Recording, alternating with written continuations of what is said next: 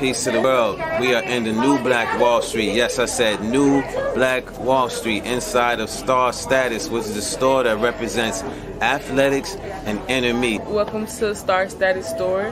It is the home of inner me and athletics. Inner me is all about crystals, crystal jewelry. We customize the jewelry in the store if you want us to. We have bracelets, earrings, necklaces, and then with athletics, we have the world's first conscious sportswear brand. Created sports logos and put it on sports apparel. So you can see right here, we have Mansa Musa on the basketball shorts. We also have the ancient Egyptian Kemetic Herus on football jersey, tackle twill, captain's tag, heavyweight mesh, all quality material, authentic sports apparel. And y'all come see us at the new Black Wall Street Star Status store on Choctaw Street. Peace. To this day. Yes, To indeed. this day. Yes, indeed. Yes, indeed.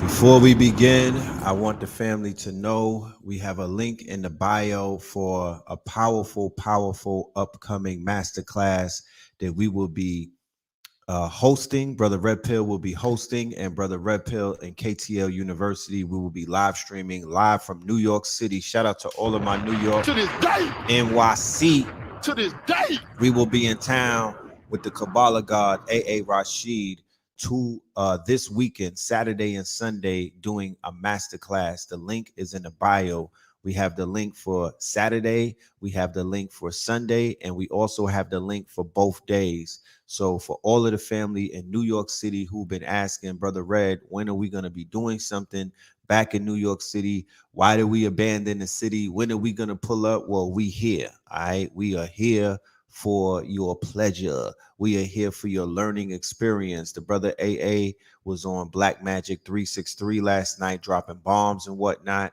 This masterclass will be teaching you how to learn. All right. He is going to be diving into multiple topics. We're going to touch on that tonight while we're in the building. Love and light. Peace to the family. Woo. Little background. Yeah. So greetings to everybody. Let's go ahead and let's do the roll call. Let's do the roll call. Let's get that out the way while we let the family cipher filter into the building and whatnot. As you can see, this is one of those broadcasts when the sun is still out. I won't call it an early one because I was really thinking about doing something at noon today, but I had to pipe down and just, it's like, nah, it's too early, So peace to everybody. I am very happy to be tapping into the coming back into New York City. You know what I mean? It's been a minute and whatnot. So I'm very happy to be coming back. And I look forward to making some moves in NYC and seeing some people that I haven't seen in a while. Shout out to every single one of y'all. And I'm talking to Connecticut, Jersey, and New York City. You know how we do shit, even Philadelphia.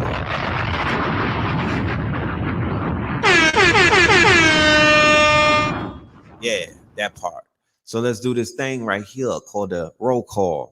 Harlem is in the building. I see you. DMV is in the building. All right. Peace to DMV. All right. Houston in the building. How is the audio? Is it too loud? You let me know how it's coming through audio wise. Boston in the building. Denver in the building. Jersey in the building. Indianapolis in the building. Oh, I salute y'all as well. BX is in the building. Shout out to BX, the Bomba Clyde, Rotted, BX in a Rotted, Florida in the building. Shout out to Florida, Delaware in the building. You know, I'm talking about Cashville in the building. Red Pill, are you touching on the planetary alignment topic? No. Oh, you mean the planetary alignment for tomorrow? Yes. Okay. Yes, indeed. I will be touching on that. Charlotte in the building, VA in the building. All right, Jersey in the building.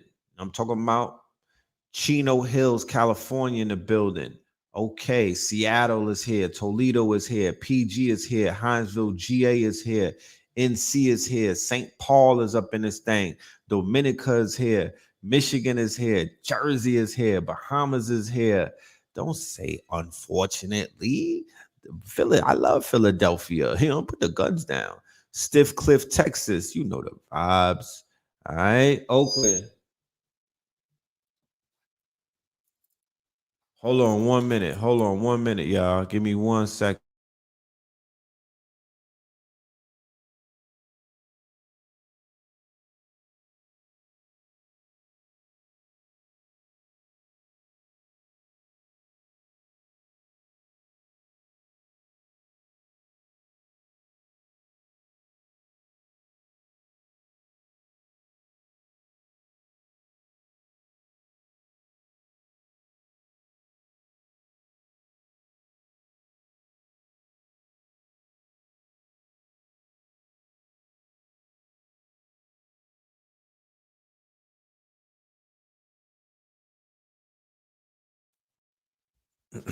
Yeah, my baby girl Bella just called me, so I had to take that.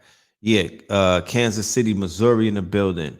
Brixton, the mind them from Breadman To this day, Road, mind them. to this day. I still remember Brixton when we visited that. When we visited Brixton, it was a vibe out there. Shout out to the Mondem, the Road Mondem from Brixton. We will be back in the UK very soon. You know what I'm saying? Very soon. Do y'all have your Orgon pyramids and whatnot?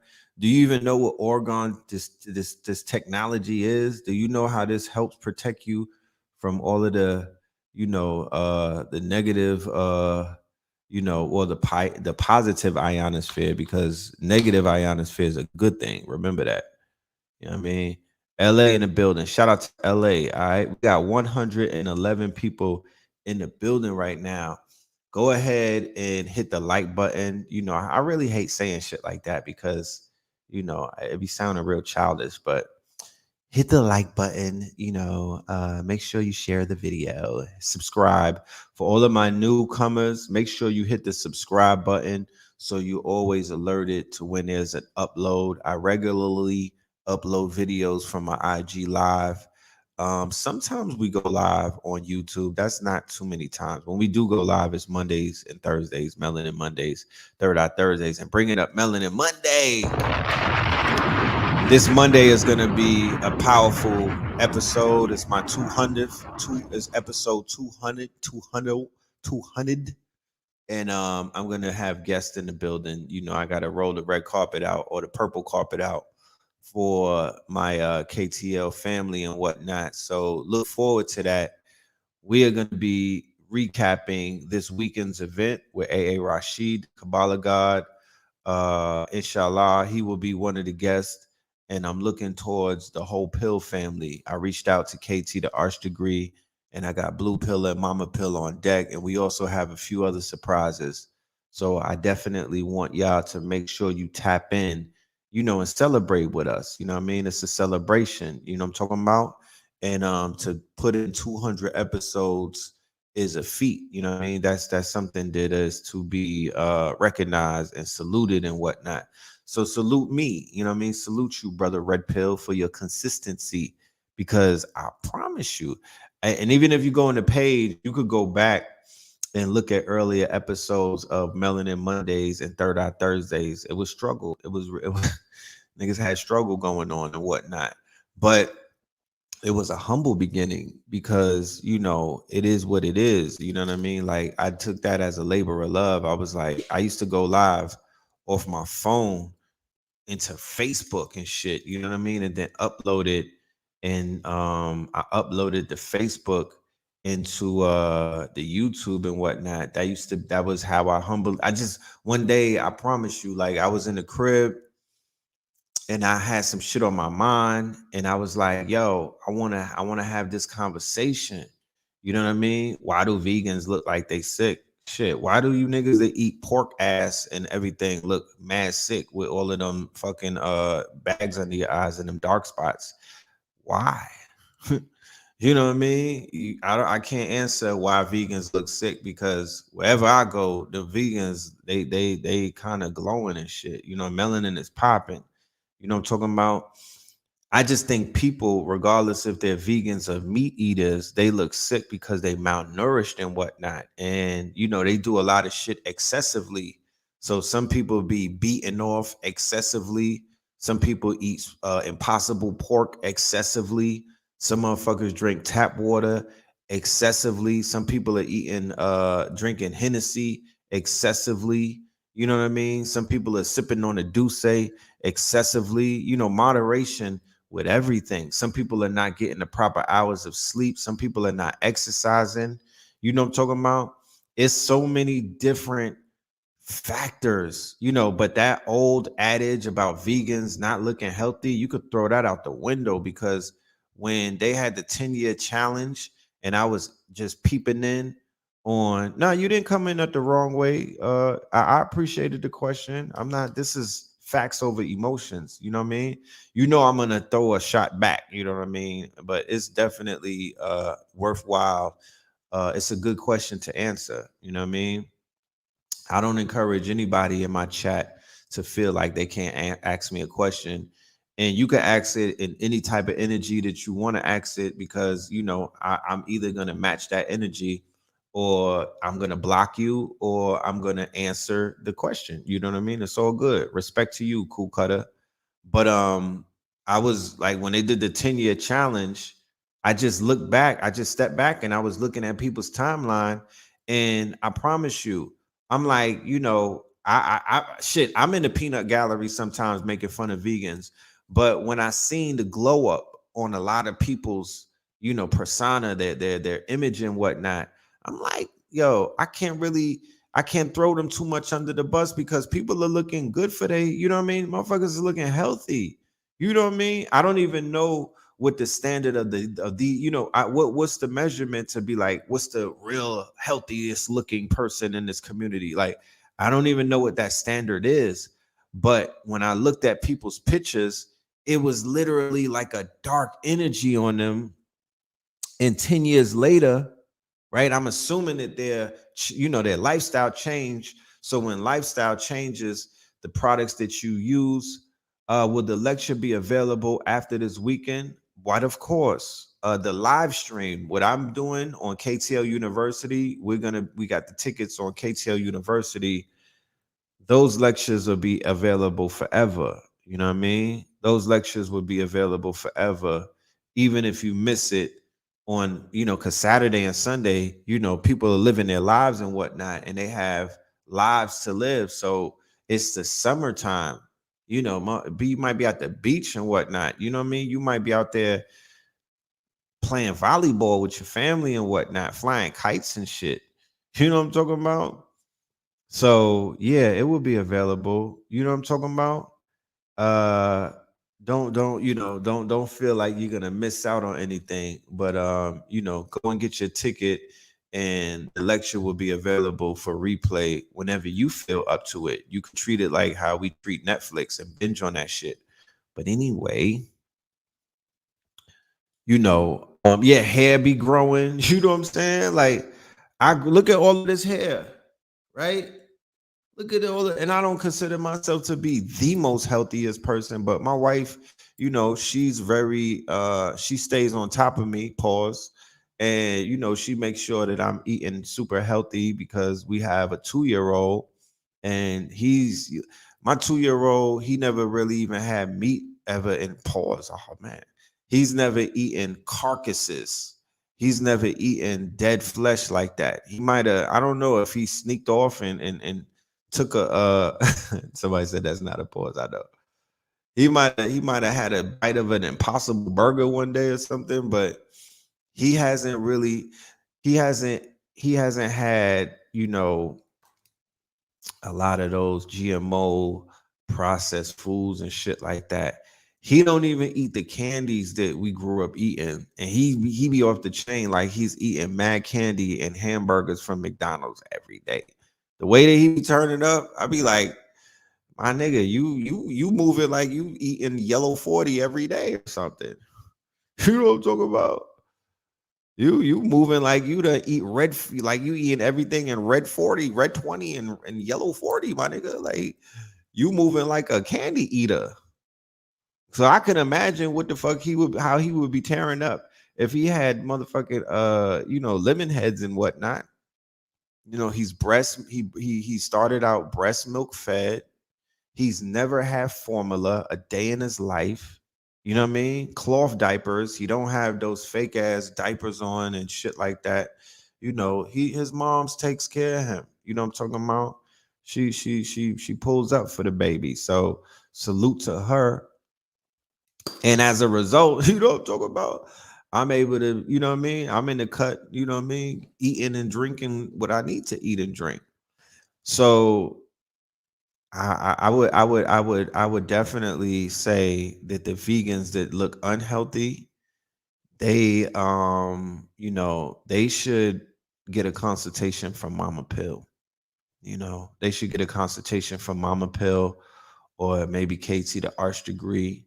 You know what I mean? They should find out what's going on because look, man, look, just just eating vegetables is not going to change everything about your situation.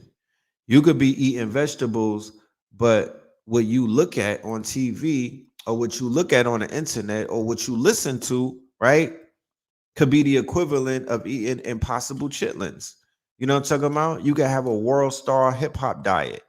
You could be listening to gossip all day and lower frequency shit. You know what I mean? You could be eating, you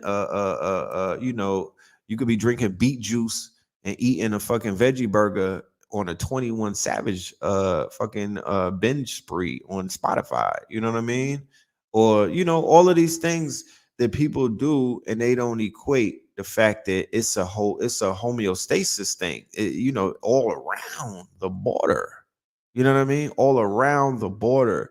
This is a supreme lifestyle change. People talk about a 360. A 360 means you going back to where the fuck you left. We're not doing 360s, we're doing 180s. You know?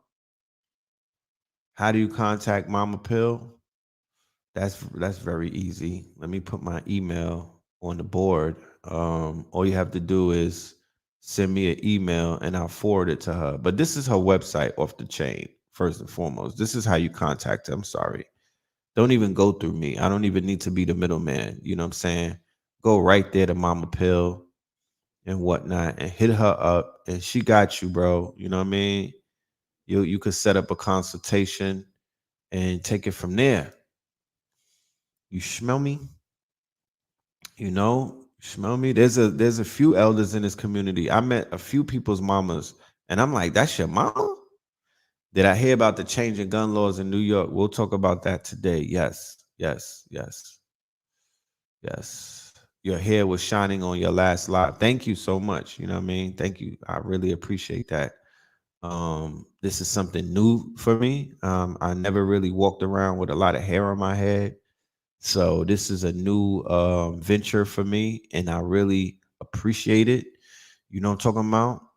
I'm really appreciate it. I really am. I'm looking back, and I'm like, shit. You know what I mean? I could have did this 20 years ago. You know what I'm saying? Like I realized that having hair, non-ether on your brain, on your head, on your crown, that changes things. I'm a lot calmer now that my hair is longer. You know what I mean? Like my energy is a lot more subdued and whatnot. When I was a crazy bald head, it was a little bit different. My energy was a little bit different. Like I said, my archives are somebody said Ross Red. You know what I mean? I'm Twizzler Kalanji. You know what I'm talking about? I'm Twizzler. And they be thinking I'm a Ross, and I'll be like, I want to think that I'm Ross minded and whatnot, but I'm just me with a fucking head wrap. You know what I'm talking about? I'm not, you know what I'm saying? I ain't trying to claim nothing. I just got my head tied up. You know what I mean? So, but go into the archives. That's what was about to say. Melanin Monday is on its 200th episode. I need to count the fucking Third Eye Thursdays because this shit is going towards 200 itself. I just stopped numbering them one day for some reason. But Third Eye Thursdays, I started Melanin Mondays a little bit before it, But if you go back into the archives, right, which are on this page and whatnot, I have them in I have it in a whole section and whatnot.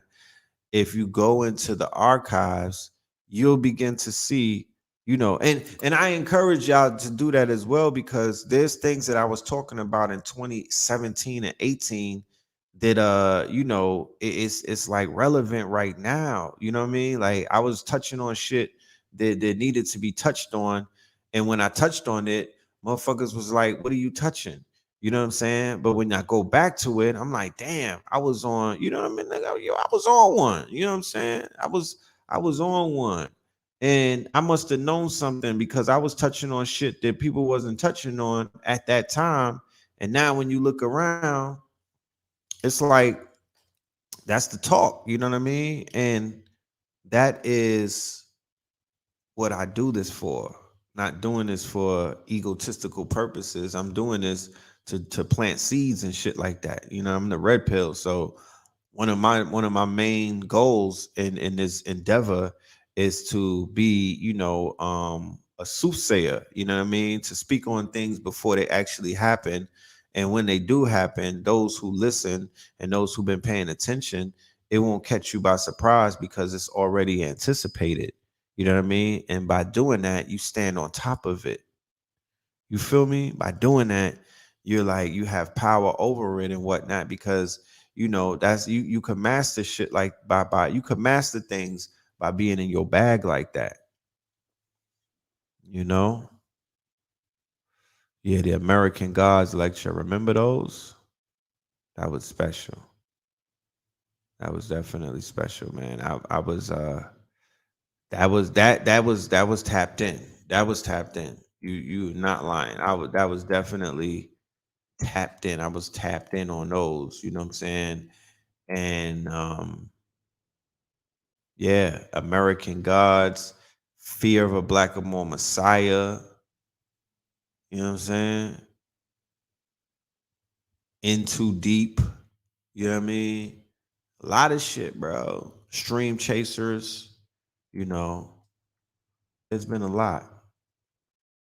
It's been a lot. So kudos to everybody who has been with me over those years, because remember, it's not necessarily about me, right? Because if there was no y'all, who the hell would I be talking to? Like, I need witnesses. If there was no y'all, I'd just be talking to myself. You know what I mean? And that's no fun. You know what I'm saying? It's so good, whatever. But that ain't what I'm here for. I'm not here to talk to myself. I'm here to talk to the people. You know what I mean? I'm here to talk to the people. So everybody who supported us over the years, because not just me, it's my brother as well. You feel me? It's Blue Pill, it's Mama Pill, it's KT, it's my whole clique. You know what I mean? It's Rich and whatnot. You know, we've been doing this work. You know what I mean? So the fact that the people are tapped in is honorable. You know what I mean? And I seen y'all evolve. I've watched many of y'all evolve. I've watched many of y'all grow into better versions of yourself. I watched many of y'all go from ashy to classy. How about that? To this day, to this day. And y'all seen me go from ashy to classy. You know what I'm talking about? I was a little ashy back in the days. The episodes during the riots. Oh yeah, those was lit, right? I was on one. Yeah, I was on fire for 19 and 20 during COVID. Helped me with shadow work. Yeah, man. Shit. Let's have this conversation, because we was on a mountain this rising. Me, Blue Pill, and brother Rich, right, and Blue Pill's wife and whatnot. We went on a mountain this morning, on Crystal Mountain, aka Stone Mountain, because of the alignment, right? This coming up tomorrow. We wanted to get ahead of it and put in our work and whatnot, and put in our affirmations and things of that nature. So I was having this conversation about the state of consciousness and how consciousness has evolved. And I was also drawing comparisons to, you know,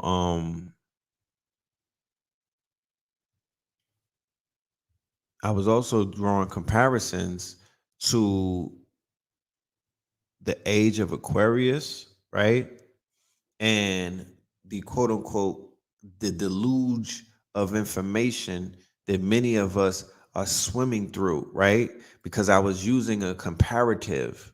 Okay, I was using a comparative. I was comparing the eras that represent consciousness. So walk with me, let's walk through this thing together. Okay, so let's sit back and let's walk through it, right?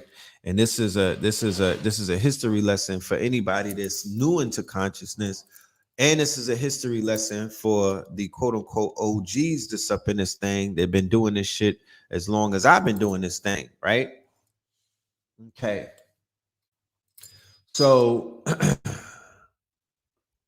when we first started out, I'm speaking personal experience, right? Like when I first started out, I entered into consciousness when it was considered the DVD, no, the VHS era, right? Yeah, socket to my pocket, y'all. Socketry to the pocketry. Okay. Cash App is on the stroll right under there. And the website for the tickets for this event coming up this strong in. And I also have the link, of course, for the event that y'all said that y'all want. And that's this right here, Strive and Thrive 2022. All right. Stream Tracers presents Strive and Thrive 2022. All right. We're going to have some divine lessons to help you dodge the recession and whatnot. We're going to be doing 44 income streams. Before I did 100 income streams. Going through this recession that we're in right now, or this bear market, you don't really need 100 income streams. I've basically given you some 2022 income streams because the income streams have been changing over time. Shit is upgrading, things are changing. What was popping in 2021 is not popping in 2022. So one of the main things that I don't want to see this quote unquote network or my people or this community, I don't want y'all to go through first and foremost panic. I don't want you to go through fear. I don't want you to go through doubt. I don't want you to doubt yourself. I don't want you to doubt your ability to feed your family. And I don't want that. Do not want that. I don't want that, y'all.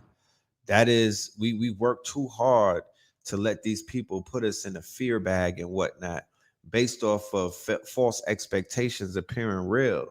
You know what I mean? There's ways to dodge this shit. There's ways to get around it and whatnot. There's ways to come up while everything is falling down. So we're gonna be showing y'all. We might even bring a few special guests on board. I want to bring people that are doing shit and got receipts. So it could build trust in your hearts and your minds because we are from the show me state. I'll show you a few things that I do to tap into other income streams. I'll give you some receipts on that. And I'm gonna bring on a few other people, primarily brothers and sisters from my Discord, my Netaverse Discord, who are very ingenuous and they've been doing they do things every day. They get to the bag every day, yo. They get to the bag every day. You know what I mean? So we're going to be bringing some solutions to the table June 30th, which is next Thursday, 7 p.m. on KTLUniversity.com, on Zoom and KTLUniversity.com. We're going to be bringing you the Stream Chasers 2022 because for the whole 2022, the first quarter, we didn't do a Stream Chasers. We haven't tapped into that energy and whatnot. But let me go back to my initial thought. Right. So during the VCR days, if y'all wasn't aware of it or if y'all wasn't present for those days, you might have still been asleep during those days in that era and whatnot.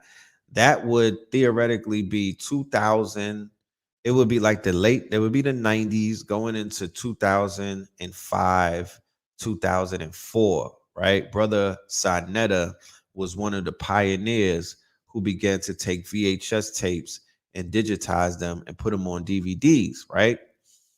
So in the VHS era, right, there were certain vendors that were around New York City. There was a sister named Sister Burke from Buffalo, New York, right? There was also a brother by the name of Clemson Brown out of New York City. And there was also a brother by the name of Big Man who made transition recently and whatnot. And these were some of the progenitors of the VHS era, right? They were like the blockbuster of consciousness because there was no YouTube, there was no internet, right? The only underground movement, the only way that you were able to tap into this underground movement that many people had no idea was even taking place was you would tap into the vendors who were on the streets or inside of stores and whatnot, like the Mark 125th in Harlem across the street from the Apollo. They were selling this content. Certain bookstores even had VHS tapes and whatnot. So this would be the era of Dr. Ben. This would be the era of the collegiate master teachers. When I say the collegiate master teachers, I'm talking about master teachers who are really professors, who had tenures at colleges. Leonard Jeffries, Dr. Ivan Van Sertima, Dr. Ben, Dr. Clark, and there's a whole litany of names. Dr. Francis Cress Wilson. Was it Dr. Claude Anderson that confronted Sinetta about his tapes? No, it was Ajra Kwesi. You know what I mean? It was Ajra Kwesi who confronted him. So we'll get into that. Dr. Ajra Kwesi was also part of the VHS era as well. Dr. Sabi was part of the VHS era as well. Bobby Hemmett and Dr. Phil Valentine is also part of the VHS era as well, right? So during the VHS era, this is how it went down, right? To show you, I'm painting a picture to show you how things have changed for the good and for the worse, right? So because it's posing challenges on the way that y'all receive information and the way that you're able to take that information and apply that shit. I'm going to show you in a minute. Let me show you. Back in those days, the libraries, yes, Steve Coakley is from that era. Hakeem Bey is from that era. C. Freeman Ellis from that era. They were having audio tapes as well, cassettes. There was VHS and there was audio tapes. I used to ride around listening to Farrakhan tapes back in the days with my brother, with my family. A.A. Rashid's older cousin, Hard Bottom Billy, right? They call him Hard Bottoms and whatnot. Will I Am. And he used to drive around in a Q45 and whatnot. And he would be playing Farrakhan while we go on missions and shit like that. What we call meows. That's going to the mall and cleaning them out. I was getting my reparations before you niggas. I wasn't asking. Niggas talking about reparations. I already got the first few payments out of these crackers. So, y'all should go ahead and figure it out because we got our reparations in the 90s. How about that? Ralph? It ain't Ralph. Halfway. It ain't Ralph. Ralph Lauren and Tommy Hilfiger and Donna Karen, they was giving us mad reparations right out of Macy's on 34th Street. How about that? But anyway, it cost a lot of money to make VHS tapes. Yeah, it did. It definitely did. It wasn't an easy process and it was very timely and whatnot. You know what I mean? In order to copy and duplicate a VHS tape, that shit was a process, right? It wasn't as easy as the burning of the towers when they had DVDs. But we used to ride around and we used to listen to the cassette tapes. We had Malachi Z. York cassette tapes. We had Khalid Muhammad cassette tapes. We had Farrakhan cassette tapes. Those were big in the hood, right? Big in the hood, real big, right? Even a lot of the OGs put us on, like, the dudes from the 80s that turned into the crack dealers and the OGs and the triple OGs. They were getting the lessons through the tapes and they were watching the VHS tapes as well. Also, during the VHS era, we're introduced to David Icke. We're introduced to Uh, we're introduced to David Icke. We're introduced to William Cooper. Behold the Pale Horse. All of that Illuminati shit, we're introduced to a lot of those through the VHS tapes, right? And back then, there was a fear component to the information. So we would get the information and we would kind of get shook because that shit was kind of scary. They would be talking about 2020 that's coming up, Y2K, niggas was talking about aliens, Dracos, you know what I mean? Like that shit was mad scary to us. I shit you not. Yes. And then we seen Credo Mutua, right? Yes, Credo Mutua, Zeitgeist. You feel me? All of that shit is the VHS era, and it was blowing our minds, bro. We ain't never heard no shit like that before. It was fucking us up. We was like, damn, what the fuck going on here? You know what I'm talking about? Yes, we were trauma bonding, and it was definitely fear porn, right? I remember watching a video and then looking through the blinds, like it was like Illuminati 22, Illuminati 2000. We watched the video, you know what I mean? It was like close the blinds, close the blinds. We watched that shit, and then after we watched it, niggas was peeking through the blinds trying to see if the Men in Black was on the block and whatnot. Like these is hardcore, you know what I mean? The people in the crib, these is like gangsters and whatnot. Niggas was peeking through the window like, yo, are them people coming to get us? Because this felt like beyond breaking the law. Break was nothing. It was like we was stepping out of the boundaries of humanity watching shit like this. We was hearing some shit that completely fucked us up and blew our minds. Yeah, we was looking for them helicopters. You damn. we was looking for them helicopters. Like, is that shit finna land on the project roof and come and get us? Right? But anyway, so the thing was this. In the VHS era, we were tied into bookstores and libraries because that's how you did your research. There was no Google. You couldn't talk to the master teachers and just pull up on them and ask them all of these arbitrary questions that dudes be doing on the internet these days, right? You couldn't do no shit like that. You would get balked on. They wasn't answering no questions like that. You know what I mean? They wasn't available. You know, master teachers was not available for you to pick their brain. That shit was not it wasn't popping like that. So we would pause the video and we would go to the library and we would start pulling these books. You understand?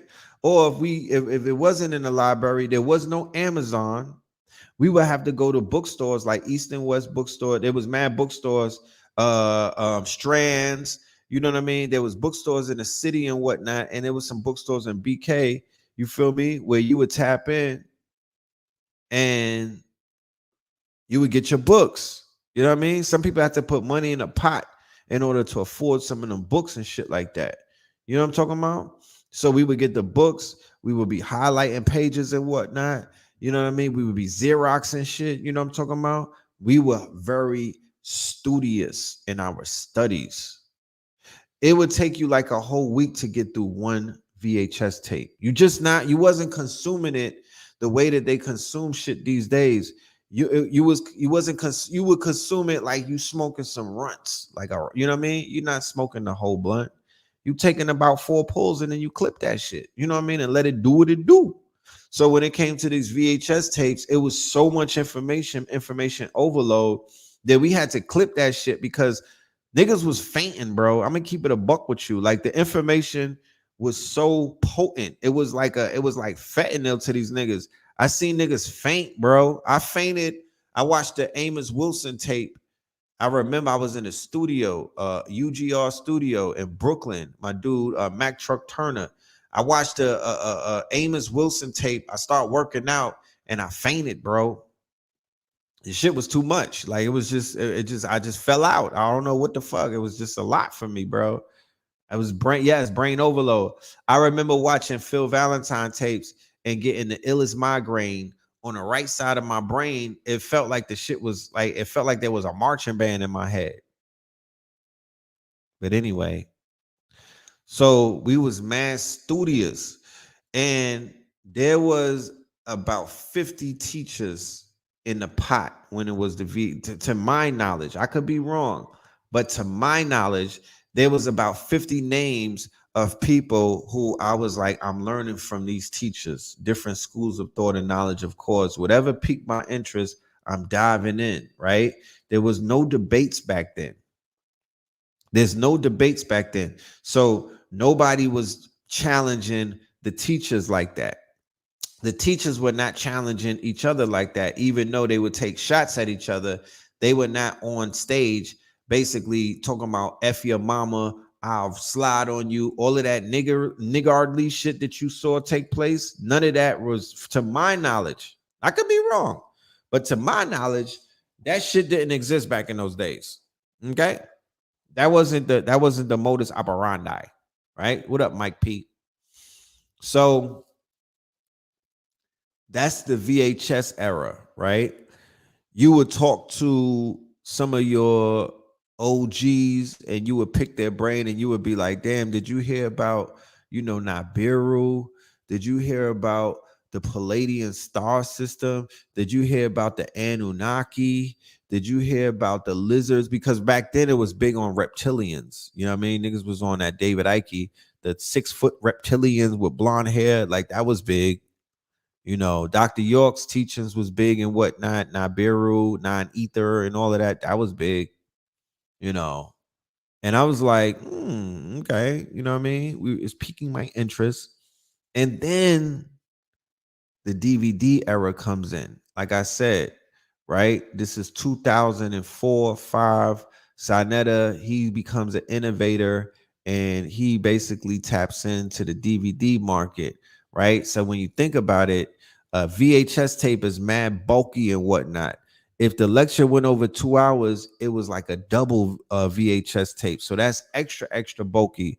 So even if you go to one of the vendors to buy your VHS tapes, there's a limit on how many that you could buy based off of the volume and whatnot, right?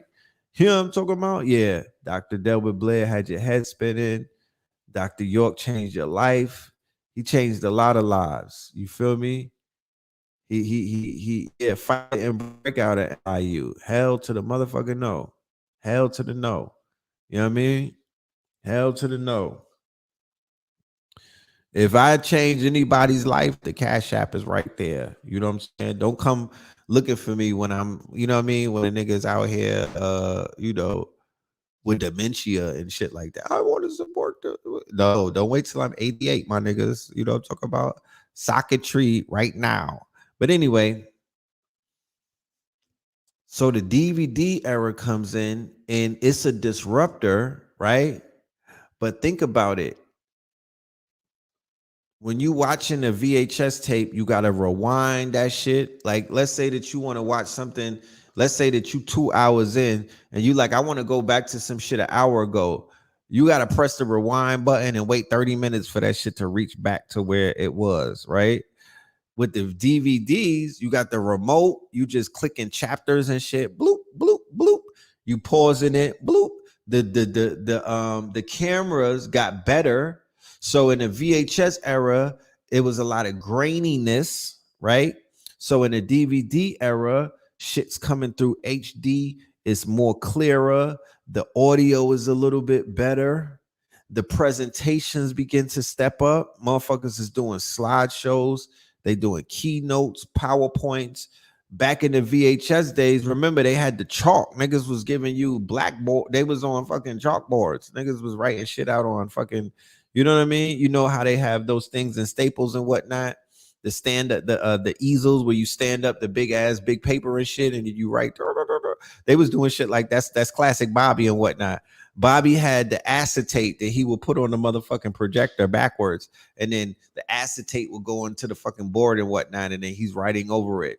You feel me? So that was the era of the VA is a struggle. It was the struggle era. When you look back on it, the struggle era, but the information was more potent, right? It wasn't stepped on, right? The information was more potent. We talking about 8-hour lectures. We talking about 10-hour lectures.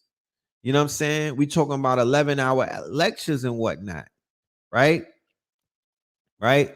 So the SETI versus Moors, that is that's a bookmark in the era that highlights, and that specifically right there, that one debate would be the quote unquote bookmark to a new era that began a new era. That began a new era, right? That was the beginning of a new era. That was so impactful. That was such a disruptor. That shit caused reverberations all around the world, right? The build up to the debate, right? The SETI video, SETI was a disruptor. I'll give him his flowers and whatnot.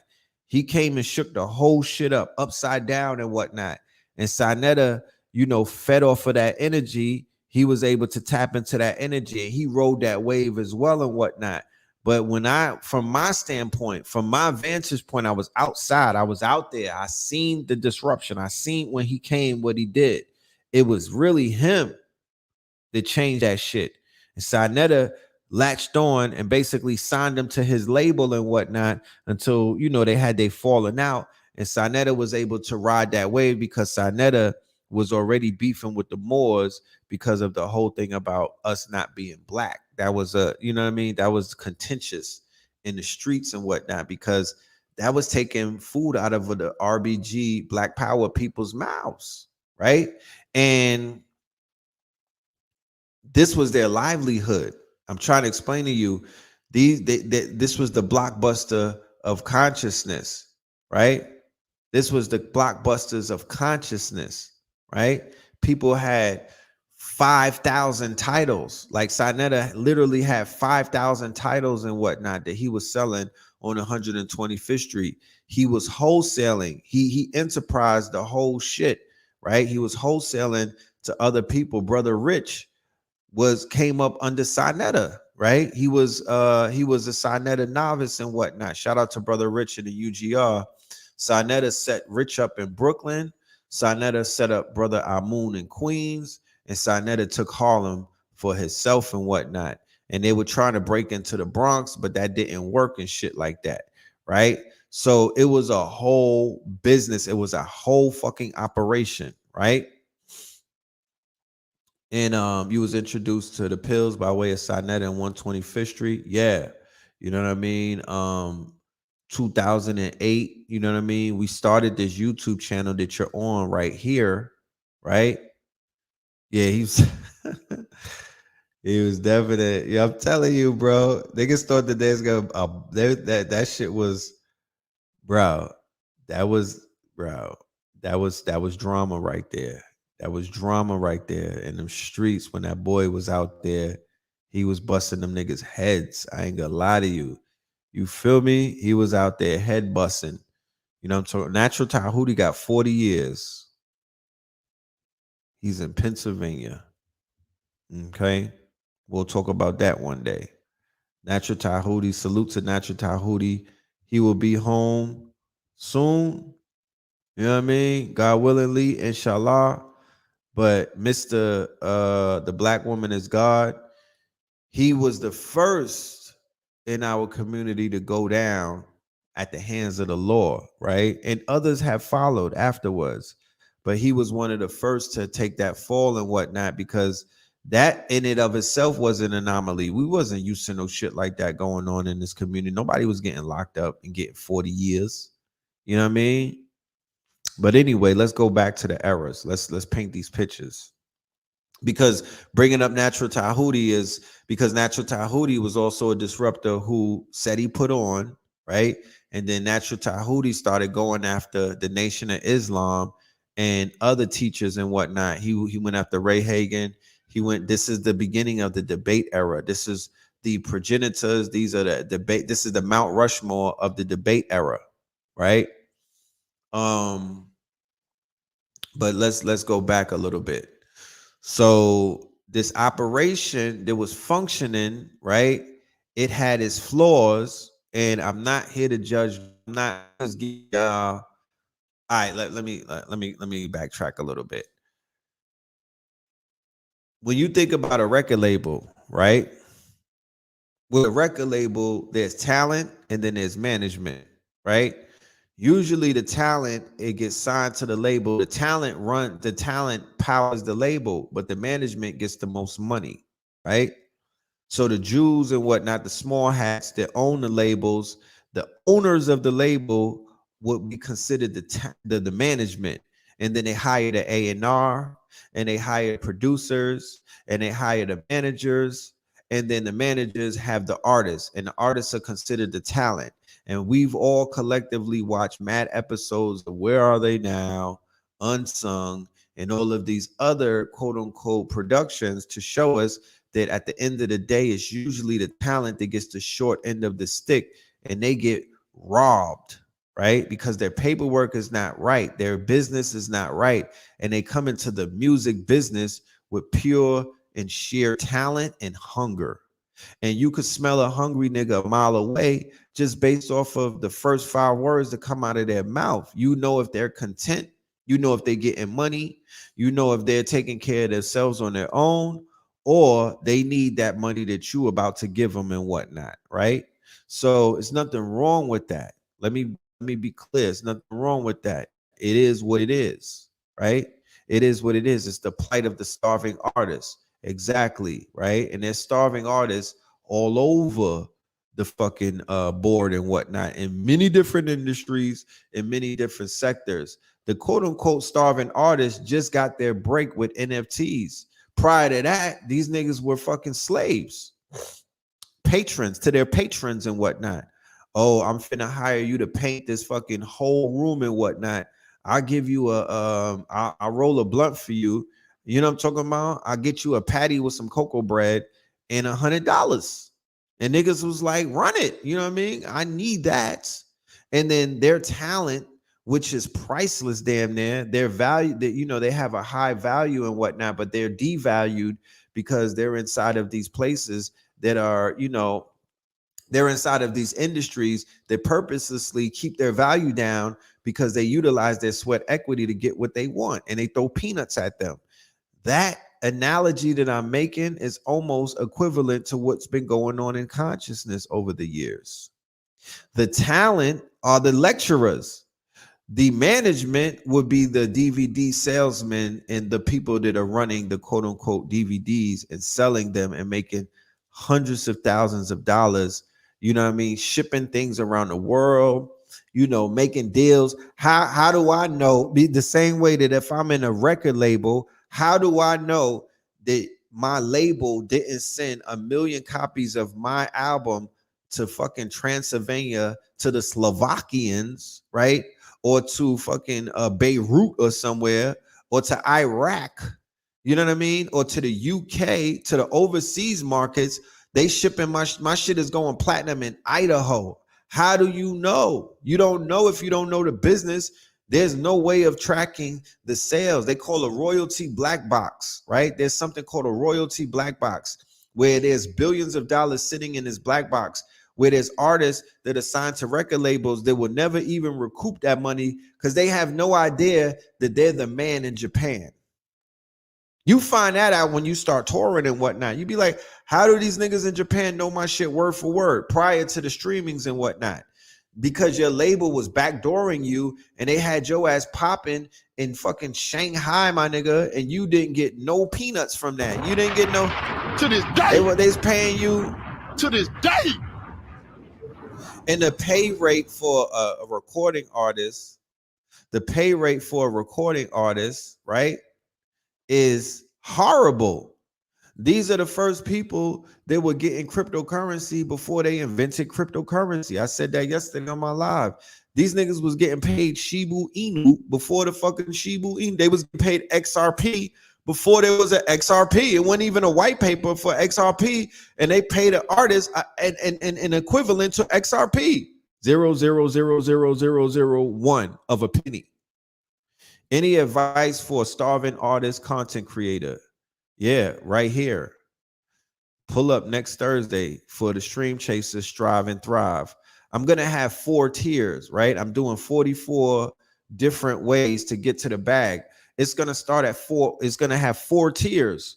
The first tier will just be for people that just want to get basic bread and whatnot, you know, gas money and shit like that, you know, grocery money. And going all the way down to the fourth tier, that's going to be $300,000 a year and up, because there's people out there that's getting to it. But if you think for 1 minute,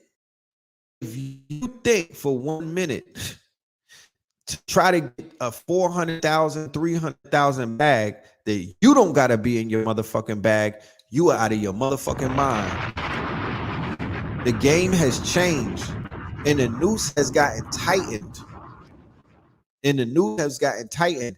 They not giving away money no more, but it's mad money out there. But you have to sharpen whatever your skill set is. You got to do whatever the fuck you got to do with the time that you have on your hand to get more certifications and to tighten your shit up so you could be number one in your field, my nigga, because these people are going to become hungrier by the day. So going back to what I was talking about. So the lecturers was getting beat all around the border, even in the VHS days. The way that the shit worked out with the lecturers is that you got your money up front by selling your masters, right? So you was basically selling your masters, and then your masters would get ran off. So somebody would give me $150, right? Because that's what some niggas was getting paid back then, $150 for a lecture. You might do a 4-hour, 5-hour, 6-hour, some of these classics on YouTube, and then you'll go to a Sinetta, or you'll go to one of the top people that were in the community that were burning shit off. Because before Sinetta, there was Eye Opener Productions out of Brooklyn, and they were mostly responsible for the LIU lectures that you see, the classical Long Island University LIU lectures. That would be Bobby and Phil, right? And then some Delbert and whatnot.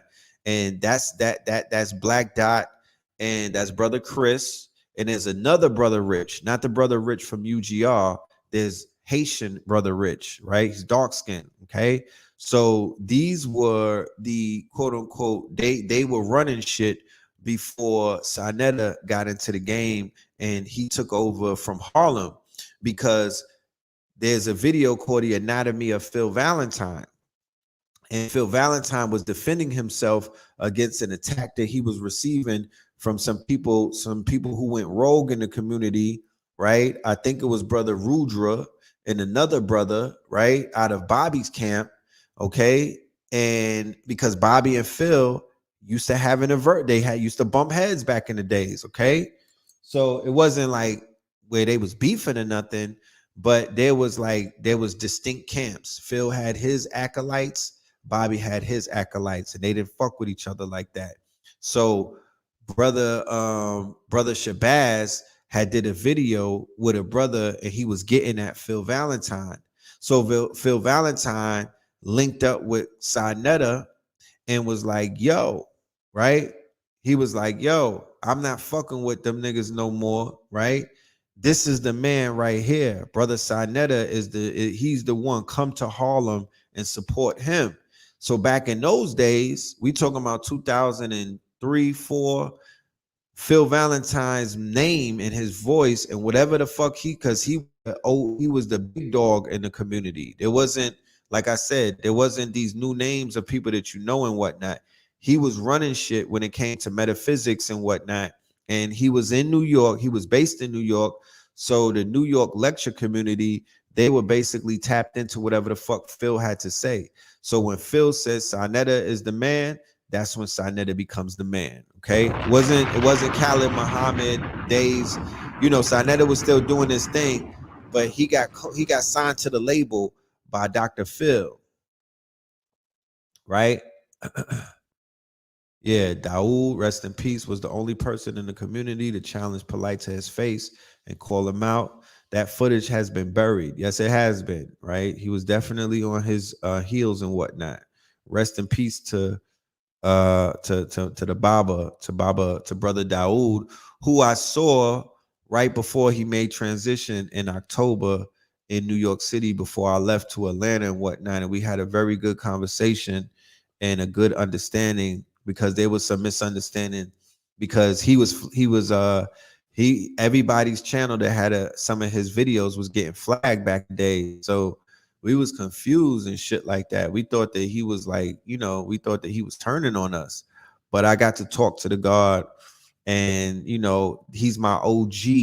I'm not, he's my OG. So I have to humble myself. And basically, I had to listen to what it is that he had to say. And he was tired of being robbed. There was a lot of teachers who fell out with the Harlem and the Brooklyn and other quote unquote promoters because they were getting jerked. And it's not a mystery, it's not a secret, it's something that I could publicly speak about because it is what it is. They was getting done dirty, bro. And certain promoters was out here high on a hog, you know what I mean? Flossing, the equivalent to how niggas be on Instagram with the money phones, or the equivalent to how some of these label heads, the small hats at the labels flaunt the fact that they be pillaging their artists and whatnot. You see how P. Diddy was moving around. Oh, I'm mad rich, baby from Cash Money, but you wasn't paying your talent, and your talent is what's getting popping. If you don't have no new product, you don't eat. But there wasn't Cash App, right? There wasn't, I'm gonna build my own website and I'm gonna just take my own. There wasn't none of that at that point. There wasn't none of that. There wasn't PayPal. Oh, pay me directly. So the talent was almost fucking chained to the promoters because the promoters brought them out to basically help them feed their family. The promoter put them on the stage in front of the people. The promoter set them up. It was only when I believe TH3RD came home and a few other people where they started doing their own shit. They was like, fuck all of y'all. I'm my own promoter.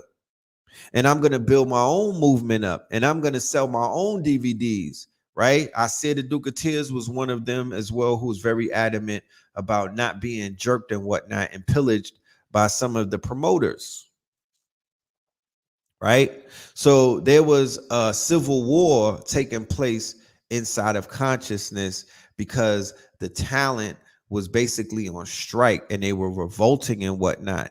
And there was a lot of people bumping heads, right? It was a lot of people. And when you listen to some of the DVDs and you really listen, you'll hear their sentiments. You'll hear the fact that they was not pleased. Look, they was paying lecturers like $1,000. Like the top dogs was getting a stack, but that $1,000 was a lot of money back then. You know what I mean? Niggas is getting $100,000 these days, bro. Facts. And I ain't putting nobody's business out there, but it's a lot of shit that done change. You know what I mean? The shit done change. It's on a whole nother level right now. It's people getting $50,000 checks from YouTube, $40,000 checks from Facebook, $100,000 checks from Instagram. It's millionaires in this shit right now based off of just information. Facts. That wasn't the case back in those days. You know what I mean? A lot of heavy lifting had to be done for the shit to change. Remember, I'm walking you through, right? I'm walking you through the errors and whatnot. I'm walking you through the errors, right? These were different errors, and these different errors produce different type of information, and these things produce different type of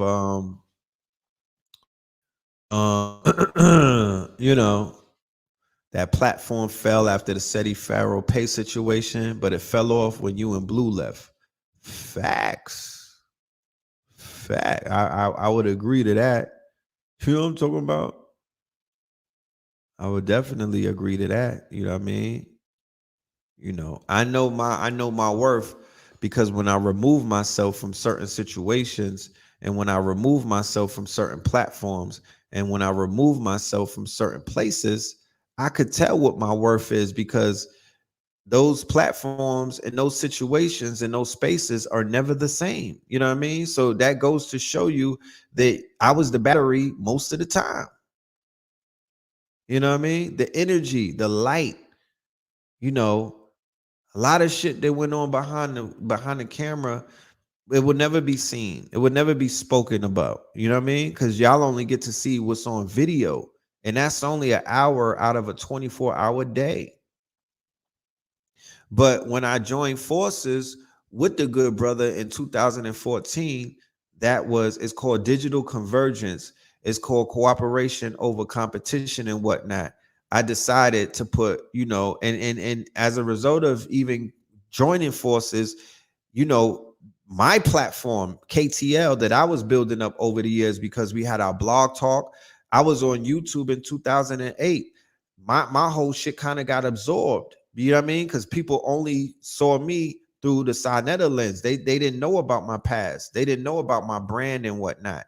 You know what I mean? So that was one of the sacrifices that I had to make being in Harlem, where I was like, instead of beefing, because me and Sinetta was beefing for years. You know what I mean? We was bumping heads and we was beefing for years, bro. Big beef.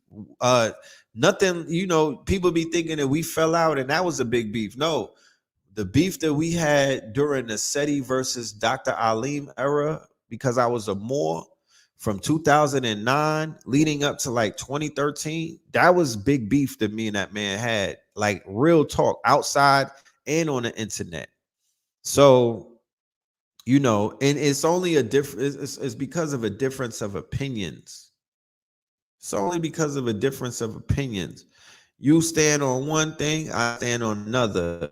But it's called being, because we have to stand outside next to each other and break bread. So it wasn't like we was fighting, because we was still talking, we was still chopping it up, we was still doing what we was doing, but it was still a lot of animosity, and it was just it is what it was. It was what it was, and it is what it is. You know what I mean? But I was like, you know what? We're gonna bury that hatchet and we're gonna come together, because the people deserve, what we both got to bring to the table. You know what I mean? So the network that I belong to, the teachers that I could bring to Harlem to talk on your channel, they're gonna help lift up the information. They're gonna help clean the channel up. They're gonna help bring a whole new quote unquote energy to this platform, right? And then there wasn't debates going crazy at that time. The debate started to pick back up in like 15 and 16 and whatnot. You know what I mean? They picked up the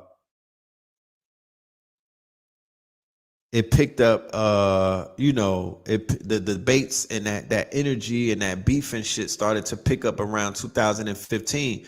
But if anybody was watching the videos, if you were following House of Consciousness, when we was all at peace, right? We was chilling. Everybody was chilling. SETI was chilling. We was all in the room together, just building, doing conferences. We did the STEAMS conference. We came to Atlanta with Brother Ankh and the Amin Ra squad. We did the Black Power Awards. We did the Black Tech Conference. Those were the highlights of the community. That was the apex of what we call the current of the conscious community in that era. Because remember, I'm going to show you how the eras changed, right? So that era died at a certain point, right? Yeah. Polite started debating around 2011 and 12 and whatnot. And that was the reintroduction to that era. And then him and Sa started working together, and the rest is history. I don't even, that was the tag team right there. And they did what they did. And we are where we at right now as a result of that. Right. So, the DVD era, right? The Civil War, people bumping heads. 2008 around Obama, remember the Obama run, right? The Obama run, or the Obama era, when Obama was coming in 07, 08, huge disruptor. It changed things, right? That's when the money started to come in and whatnot, where people went from like penny pension to where motherfuckers was getting bans and whatnot, and they was like, okay, shit different. I could see I could see the silver lining in this.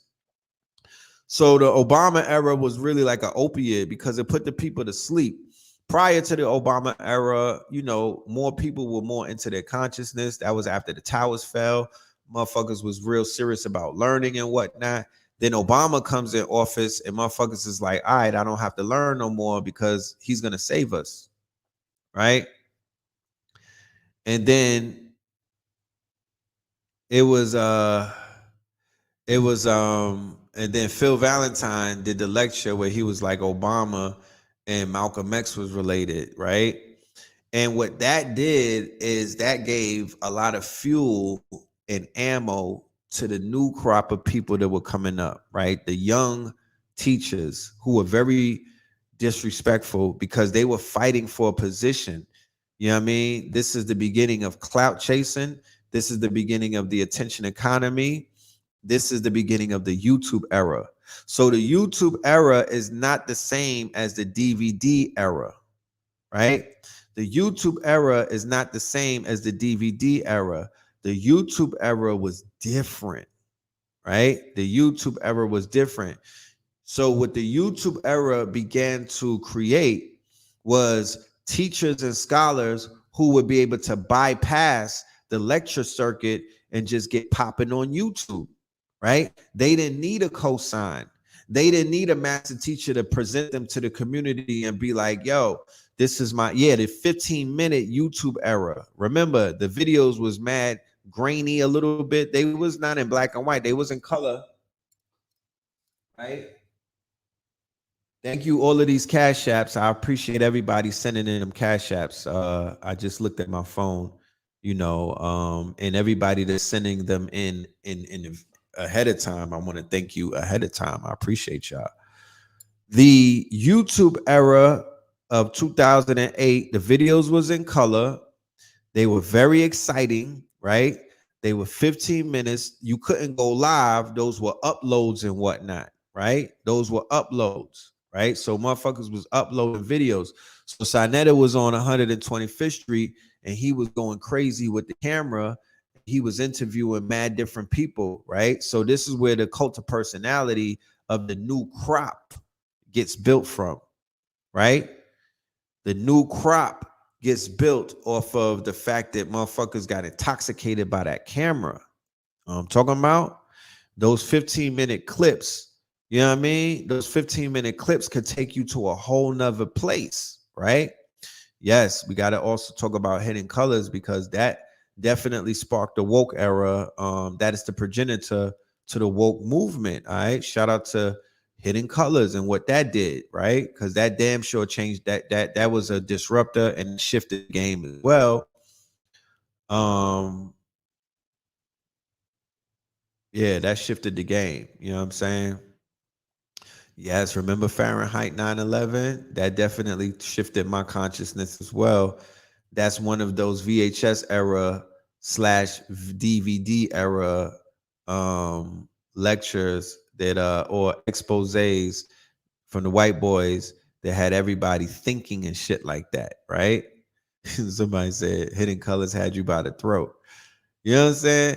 Look, that's equivalent to when I was coming up and my father put me in blue in front of the TV screen and they gave us Shaka almost cut his lock off.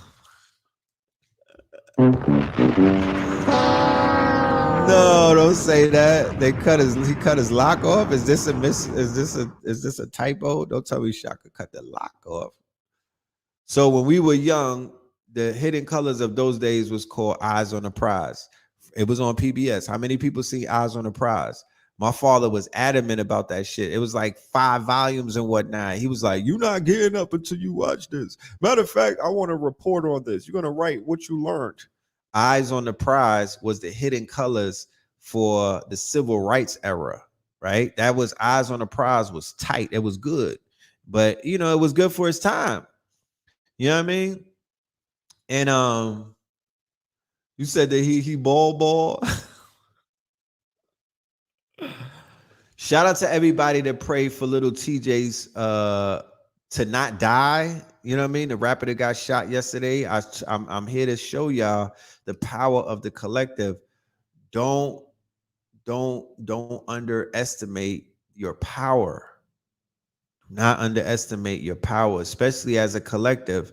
The young boy went from critical condition to stable to he went from critical to like stable during the time of our live and shit. We was doing a live and we was sending out energy to him, and he pulled out. He pulled out of critical condition.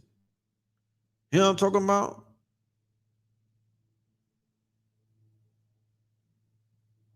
(2009). Oh gosh. You know I was supposed to be at that debate, but I wound up going to Miami and doing something with Isaiah. I was supposed to be at the SETI versus, because Sabir called me up and was like, yo, I need you to be here for this debate. SETI gonna be in town. We're gonna sit down with him and whatnot. And my spirit was like, yo, go there and turn up and whatnot. But I had got a phone call and I was like, yeah, I'm gonna go ahead and do something else.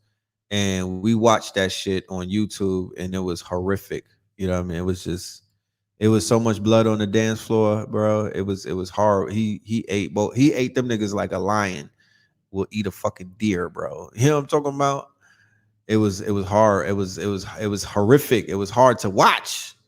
You know what I mean? It was hard to watch. You know what I'm saying? So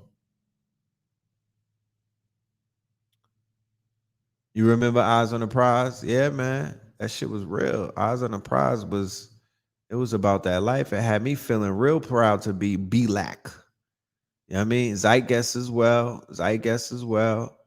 You know what I mean? I used to watch a lot of Michael Moore shit, Bowling for Columbine. I was impressed with that as well. I didn't realize that it was fucking propaganda. Said he wanted to debate. What are you talking about? I was in the house. I was right there for that as well. I was there for that. That shit got into, they almost was fighting and whatnot. That's on this page. Go into Cosmic Conversations. A clip of that is on this page if you want to see that. I don't know about copping the DVD. I don't even know where that shit is at. You know what I mean? We had like a 2.5 hour convo. I don't even have it. You know what I mean? I promise you. You know, but it's out there somewhere. You know what I mean? It's definitely out there somewhere. And based off of that conversation that I had, that's when me and Sinetta fell out.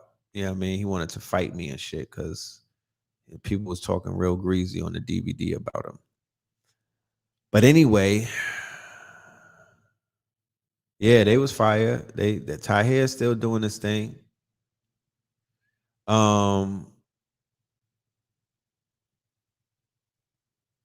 Yeah, man. Yeah, and it was remember in that era, Wesley Muhammad and Ali Muhammad was supposed to get at. They were supposed to be the next ones after Alim, because at that point, it's like boxing and shit. Like Seti was the dude to box because he had the belt. So it was contention with the Nation of Islam after he dusted off the Moors. Then he started going after the Nation, and I don't know what happened, but whatever happened, he backed out of both of those debates. And with the one with said he was supposed to go for Dr. Wesley Muhammad, he put Natural Tahuti up there to do the dirty work. And Natural Tahuti kind of got washed. You know what I mean? And then that was kind of them. And then them two fell out. Seti and Tahuti fell out. And, you know, it was basically downhill from that point in terms of the potentiality of what he held, the potentiality of what this shit, where it was going with the RBG and all of that. Like once they caught that defeat, it was like a few things started happening after that, and like, you know, shit was what it was. You know what I mean? But if he would have dusted through Ali Muhammad and Wesley Muhammad, there's no telling where he would have went in terms of his career, because I haven't seen a meteoric rise like that of Sarasut and Seti. He came in and he kicked the fucking door down for real. He was like NBA YoungBoy. You know what I'm talking about? In terms of he couldn't, you know, he didn't have no contemporaries and shit. He was gunning for everybody. You know, shout out to Alim Beto. You know what I mean? I was there when he got the phone call. Alim kind of got set up. He didn't even know what the fuck was going on. He was all the way in North Carolina and we was out in New York, and he didn't realize what he was stepping into. You know what I'm talking about? He really didn't. He really didn't, bro. You know what I'm talking about? He did not know what he was stepping into, and he got washed because nobody really prepped him and told him what he was going up against. Yeah, that was crazy. That was in 2012. I was there for that. That almost turned into a shootout. You know, had my fucking baby there. You know what I mean? I think Pink Pill was there. No, she wasn't even born. What was I was with her moms at the debate. Her moms was there, and Amir, my son Amir, was there. He was basically hiding under a table for 1 minute when the shit got a little contentious. You know what I mean? I had to put them under the table. I wasn't hiding. I had to get under the table. Let's what the fuck is going on? It's just it escalated real quick because they put a picture of Dr. York up there and was like kind of insinuating that he was promoting boogerism and Batiman, you know what I mean? And you know, Chichiman. So that shit went out of control at that point. It turned into rap battles.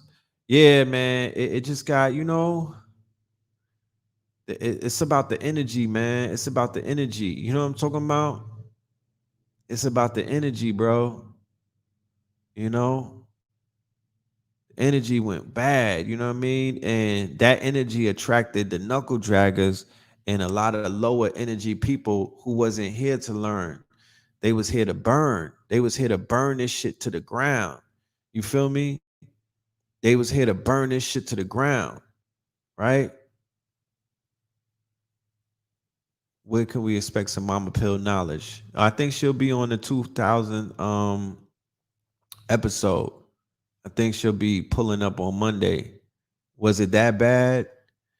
From my standpoint, you know what I mean? I might be biased. You know what I'm saying? I would say that it was bad because it chased the master teachers away. When the new crop of teachers came in, the Tahuti, the natural Tahudis of the world, and all of that, they chased the master teachers away. The master teachers didn't want to be around that. And then they started going after the master teachers on Blog Talk, on YouTube. You know what I mean? And that was an abomination. That's some shit that never ever happened before. Make sure you hit the like button. You know what I'm talking about? That was something that never happened before. So they was like, what the fuck is going on? And where did these niggas come from? You know what I'm talking about? Because in the DVD era, let's go back to what I was saying about the DVD era, right? So the VHS era, right? We didn't watch 10 VHS tapes in one day. We might have watched about 3, right? We might have watched about 3.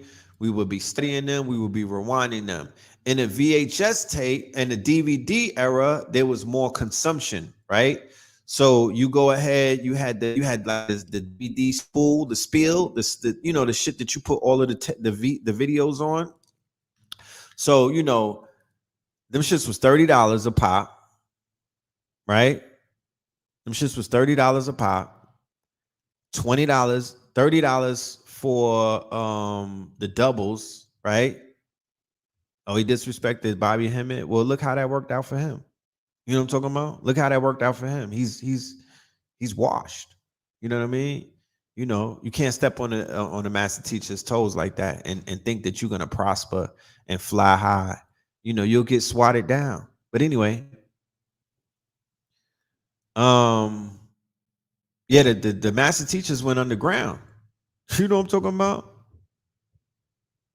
They went underground. They was like, I'm not finna stand on those stages with these niggas.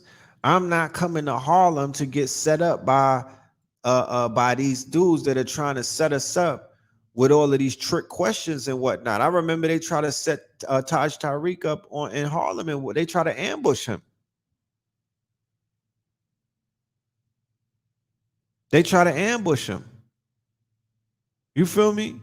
I've seen a few of them get ambushed. They was ambushing elders just to get moments on YouTube. So anyway, the consumption rate with the DVDs changed because, like I said, remember with the big VHS tapes, you know, you might get 4 or 5 in your bag, but you're not finna truck around no fucking 10 big heavy ass VHS tapes, you know. You get lost. If you get lost when people talk about the master teachers, you just have more learning to do, fam. You have more learning to do. You should, you know, I don't know where you get your information from or what platforms you're tapped into. Chances are you're not tapped into any teachers that are speaking favorably about the master teachers, because some of these new guys on YouTube don't even know who the master teachers are, right? So when I say master teachers, there's a qualification to be a master teacher. And I really don't have time right now to give you what that qualification is. But there's a pantheon of master teachers. And then there's a pantheon of master students, and then there's a pantheon of master reachers and master leechers, and they're not the same. So you have to have what is known as the art of discernment. You have to have the art of discernment to know who's the master teacher and who's not the master teacher. One of the telltale signs of a master teacher is somebody who was putting in work and teaching about topics and subjects that have manifested in the real world. They went from conspiracy theories to facts. You know what I mean? I will name of list of, I will give you a list of them right now. So we're not quote unquote, you know, I don't want to be arrogant towards your question. I want to feed you the quote unquote information. If you're sincere, I want to give you, you know, some of these names because, you know, we're in the streaming era. This is the YouTube era. You have the ability to get your information right from the internet. You don't have to leave your house. You don't have to go to 125th Street and stand in front of niggas. You don't have to break bread. You know what I mean? You don't have to have a DVD player. You know, you could watch these clips on YouTube, right? Dr. Phil Valentine, Bobby Hemmett, Delbert Blair, right? When we talk about the current, when we talk about the conscious community, right? Not the current conscious community, because there's new names and whatnot. But when we talk about the fathers of the conscious community, right? And the conscious community would be, I mean, shit, I would say the shit started when I got to Harlem, because I don't remember them saying conscious community prior to that. And I don't even remember a community being built, because they had people that were listening and watching and they were in the audience. But where are they now? Where they at now? Where are they at? I really want to know, because LIU used to be packed and whatnot.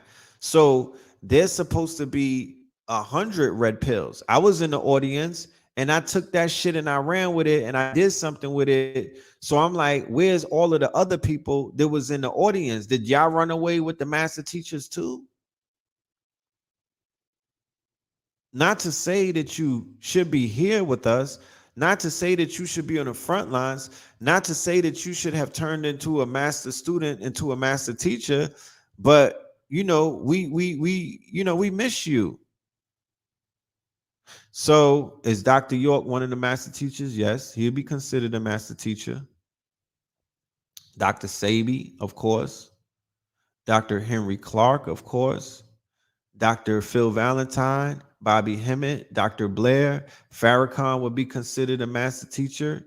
C. Freeman L. would be considered a master teacher. Sister Myra L. Daoud was on VHS tapes and black and white in the 80s. Yes, he would be considered one.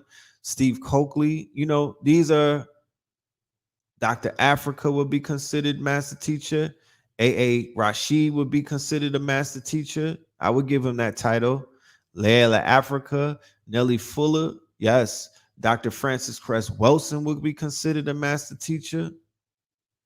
You know what I mean? You should be an author, Mama Pill would be considered a master teacher. Yes, for her curing AIDS and whatnot.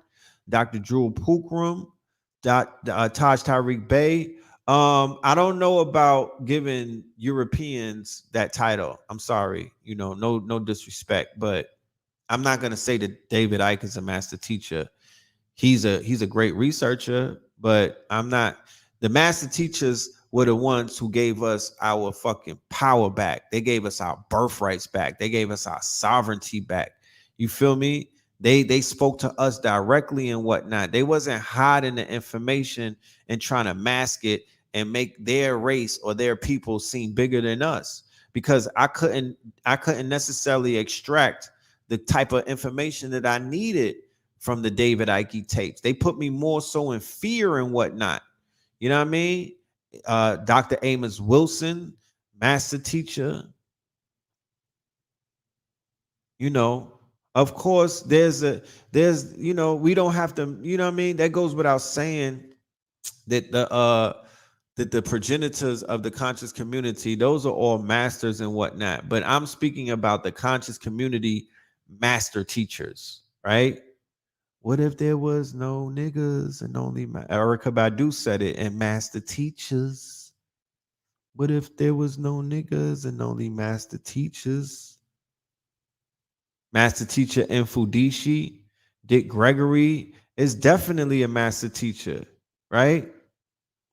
He would be like, he would be the OGs, you know what I mean? Like there's Dr. Ben and them, these are the triple OGs and whatnot. And they set the stage and whatnot. They are the blueprint. They are the ones who the master teachers study, because Dr. Phil and them was sitting at the feet of Dr. Ben, studying Dr. Clark and Dr. Ben and them. You know what I mean? Yeah, I would say Panic is a master teacher at this point. I would call KT that. Dr. Smalls, Professor Griff. You feel me? Like, you can't throw that title around and whatnot. Most of these teachers that I named have books, right? They have published authors and whatnot. You should have at least 100 lectures under your belt, at least 100, right? I'm not sure the number. I'm kind of reaching when I say 100, but I know Phil Valentine had 300 plus, right? I know Bobby had more than 300 plus. They was getting busy. Wayne Chandler is definitely a master teacher. Noble Drew Ali, like I said, I call it the 100-year dynasty. It's a trinity, it's a holy trinity that a lot of this shit grows out of, and that's Marcus Garvey, Noble Drew Ali, and Elijah Muhammad from the 1920s. So they helped birth organizations like the NOI, the MSTA, the God Bodies, the Nation of Gods and Earth. You know what I mean? It comes out of there. So Malcolm X comes out of that. You know what I'm talking about? Farrakhan comes out of that. So it's a holy trinity. This 100 years old and whatnot. And even before them, there was teachers. But this trinity, right? That people don't like to put them together and whatnot. You know what I'm talking about? But the Roaring 20s produced some of the most forward-thinking revolutionaries, evolutionaries, and master teachers that we've ever seen. All of the metaphysics, the esoteric, the occultism, that comes out of some of the esoteric occultism teachings of a Pascal Beverly Randolph, then through a Noble Drew Ali and whatnot. The RBG movements and everything, the splinters, Pan-African, that's all Garveyism and the Garveyites and whatnot. Every single version of Islam and Islam, that's coming out of the Elijah W.D. Farr Muhammad type of demonstration. So we don't die, we multiply, right? So there's going to be 100 years from now, what names are they going to be saying? What's going to be the Holy Trinity from 100 years from now is going to give birth to hundreds of movements in different organizations, or it might not even be organizations. It might be DAOs and whatnot, decentralized autonomous organizations. Yeah, check into DOP and whatnot. You feel me? W.E.B. Du Bois, you know what I'm saying? Because regardless if people don't agree with him being, Boule and shit like that, that nigga's pen game was crazy. If you read his writings and whatnot, he had his science was retardo. Booker T, you know what I mean? Kaba Khamenei, master teacher, master teacher. So yes, that list is homework. You could change, you could go from ashy to classy just by tapping into the information of those teachers that I just gave you. And when I say ashy to classy, I'm talking about not just your lifestyle, but your ashy, the way of ashy thinking and whatnot. You know what I mean? Thinking like a knuckle dragger. You dragging your knuckles because they ashy. They ashy because they've been dragged and whatnot. You are in your beast mind. You're in your reptilian brain and whatnot. You are in your quote unquote reptilian lower, you in the lower rungs of society. Oh, Ajra Kwesi, of course. He was one of the master teachers that woke Blue Pill up. So the DVD era produces the majority of these names that I just gave you of the master teachers, right? Some of these master teachers had control of their intellectual property. A lot didn't. They was just happy to get booked and whatnot and get flued out and whatnot and get the honorarium, lay them up. They go buy some books and whatnot. They could pay their rent and their bills and whatnot. And then the quote unquote DVD era got disrupted. Brother Rich is a master teacher. Yes, he's earned his place. He's amongst the greats. He's amongst the pantheon. When y'all carve out a mountain and some fucking marble and whatnot, and y'all put these faces up there, try to just take this video and take those names and whatnot and use those. And if I'm missing any and whatnot, you can add those in, because I'm definitely sure that I'm missing some. And if I'm missing some, is no contention. Black Dot, master teacher. Asir, master teacher. If I'm missing any names, I apologize. It's not me being facetious and whatnot. I'm having 3 conversations in my head right now. You feel me? So if it's not me glossing over anybody. And yes, Hidden Colors had a lot of master teachers in there. You know what I mean? Rosben, definitely. Shout out to Rosben. And there's people on their way to master status. You know what I mean? I think you got to be into this shit for 5 years, because there's some people that got hot and they was out in like 3 years. You know what I mean? They was hot and they burnt out. You know what I mean? So I don't even know if I could throw them in that. Yes, Shahrazad Ali, definitely Azariah Bey, right? He's not known by a lot of people, but he gets super busy. You know what I mean? He's a legend in Harlem. He gets super busy. C. Freeman L. gets super busy. That's Bobby Hemmett's teacher. Facts. Super facts, right?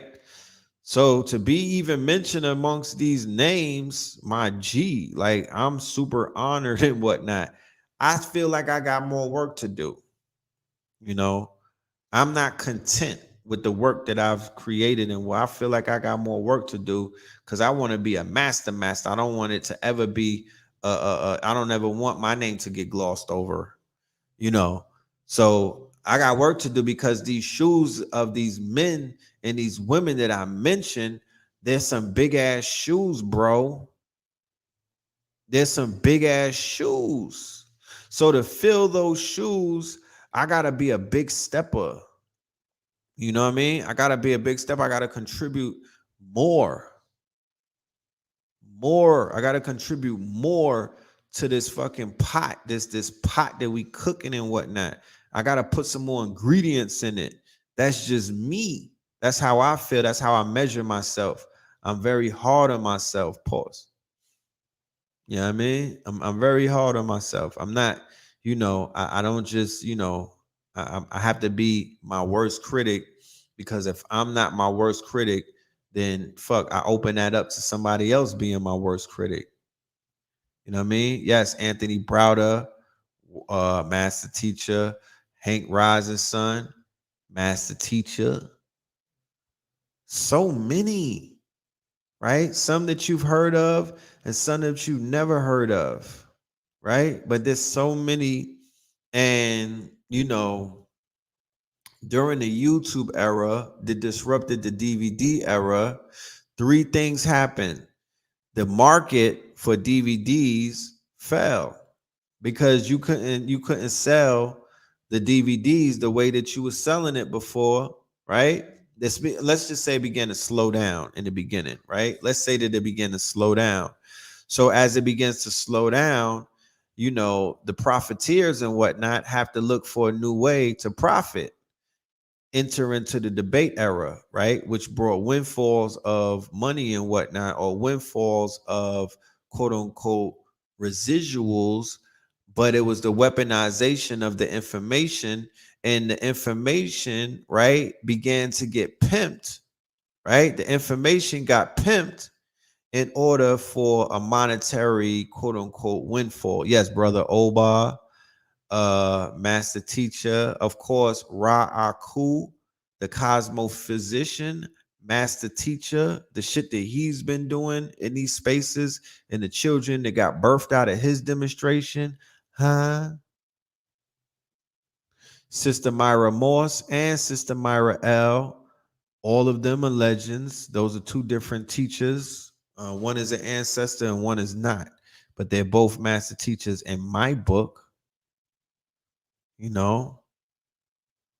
Wayne Noble, yes. I did say Hank Rising, yes. And some of the names of the people that I said were master teachers, when you say that if you come up to them, they're humble, they're so humble, they'll be like, I'm not one yet. I'm not one yet. Still working towards that lofty title, right? Some people will be like, I'm naming people, but some of them won't. They won't.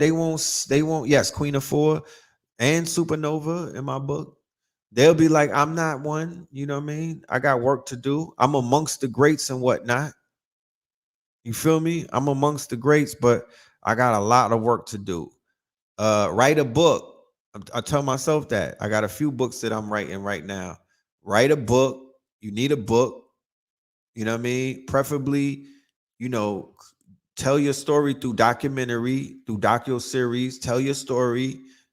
Cement that shit. Yeah, shout out to Dr. Yafa Bay. She was on Blog Talk with us, Know the Ledge Radio over the years. She's a legend.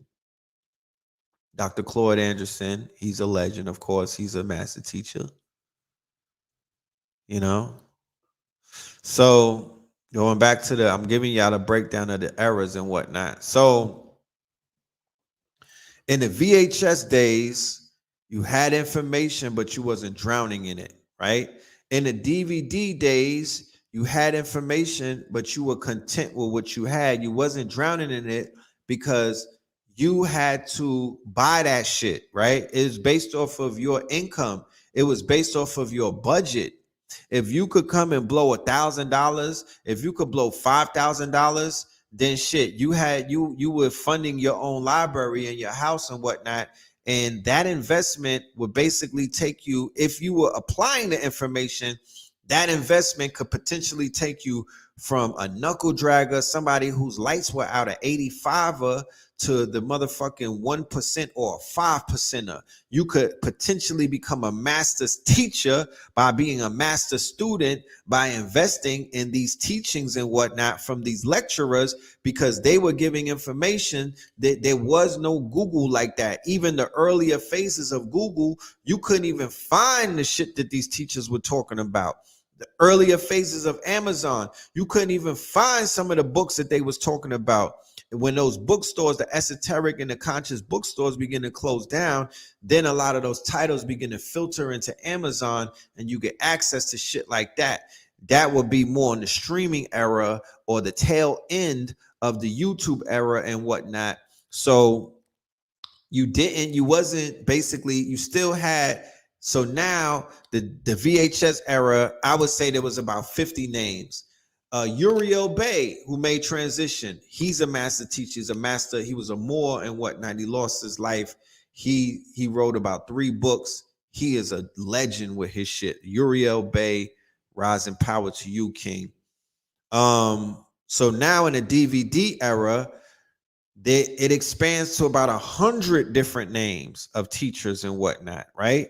It started about 100 different names. So now you have the introduction of the younger teachers, AA, right? Ampu, Asir, me and my brother get started in 09.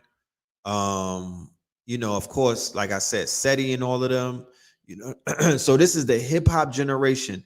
This is the new wave. This is the new class. Ali Muhammad.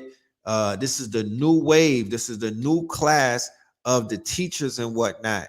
They're talking different. They're dressing different, and they have a different algorithm than these elders that we all call our master teachers, right? Niggas is, you know what I mean? They get wearing their hat back. They got jewelry on. They cursing. You know what I'm saying? They got swag and whatnot. The way that they moving and whatnot. Polite is a part of that era as well.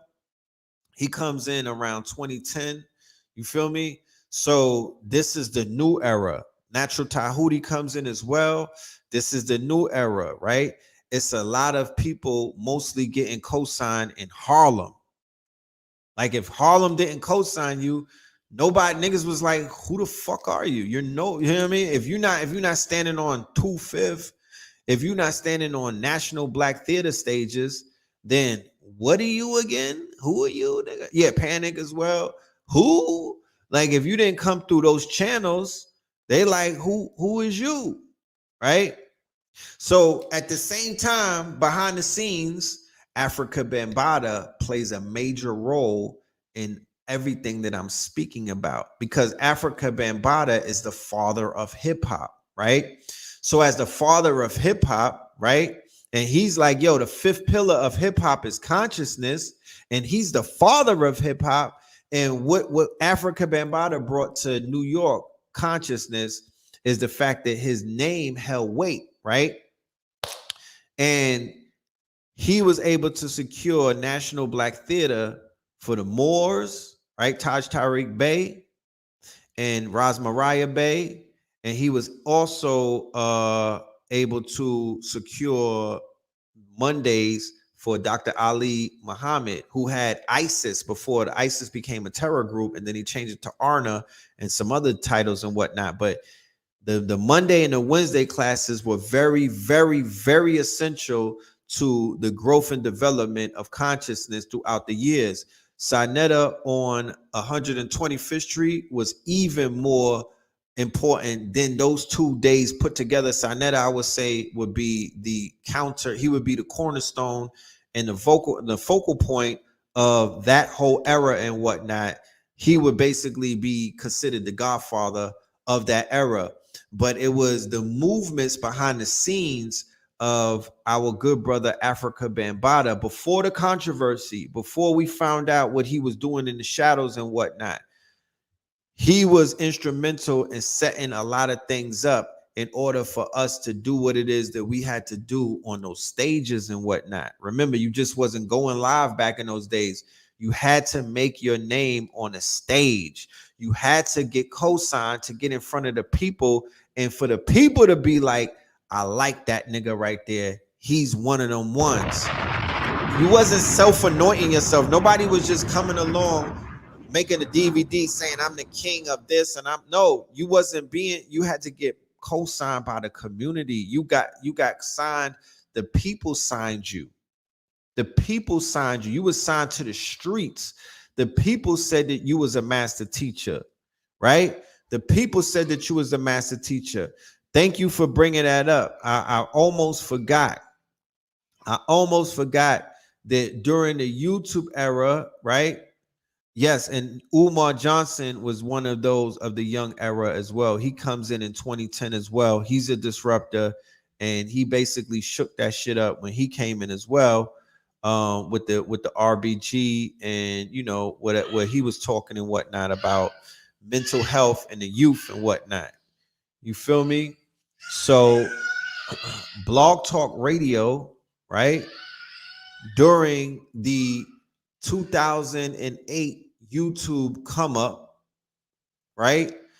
Blog Talk Radio was very important as well because Blog Talk Radio was the first podcast, right? And Blog Talk Radio was even bigger than YouTube at one point because there was early days in YouTube where, like I said, it was 15-minute uploads. But on Blog Talk, you could talk for 4 hours. You didn't show your face. There was people that didn't know what me and Blue looked like. They just knew our voice and whatnot because we was behind the microphone on Blog Talk. Blog Talk was huge, my nigga, for the conscious community. Blog Talk spread a lot of the information. My Blog Talk archive is a movie. It's a movie. I have, we did interviews with everybody. Africa is not other pop, whatever. You know what I mean? You know what I'm talking about.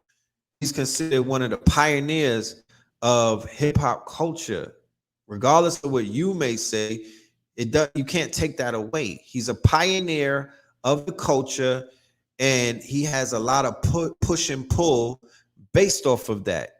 So we had the benefit of him being able to pull strings to get us into National Black Theater and other places and whatnot.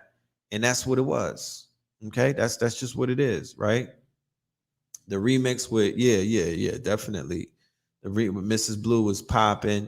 Brother Ankh and Nikki Love was popping. You know what I'm talking about? They was popping. You feel me? Cows was popping. Yeah, they was popping. Yeah, KTL Radio was popping. You know? Yeah, he was Mrs. Blue guest all of the time. So that was that era, right? That was that era. No, Young Pharaoh comes way later, bro. He way later, like 2014. He's not even the YouTube era. He's the Facebook, Instagram era, right? These are different eras. He came up off of Facebook utilizing Sandra Bland. Y'all don't even remember that. Remember, he was Sandra Bland for a minute before he came out there and decided that he wanted to be who he is now. He was utilizing Sandra Bland, and he came up off of Facebook, and Sinetta put him on his channel in like 2015, I would say, maybe, or early 16. You know what I'm talking about? You got the source with me and my brother modeling. Yeah, that's what's up. You know, definitely. So he comes down the line. He comes later on. You know what I mean? We don't jump ahead of it. So in the Blog Talk era now, you're beginning to see the inundation of consciousness, right? Where it was more information that people can handle. In the DVD days, you wasn't drowning in consciousness. You were swimming in it, right? The age of Aquarius, the water bearer. Where we're at right now, niggas are drowning into consciousness. And I'm going to get to that in a minute, right? Because I got we going into 2 hours, and I might have to piece this shit from part 1 and 2. I might have to part 2 this bitch. But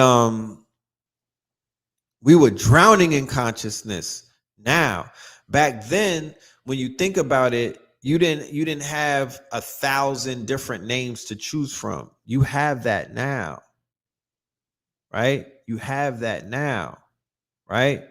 Back in those days, there was people competing for real estate in your heart and in your mind. They were competing for real estate in your mind and whatnot. So they was in front of these cameras putting on.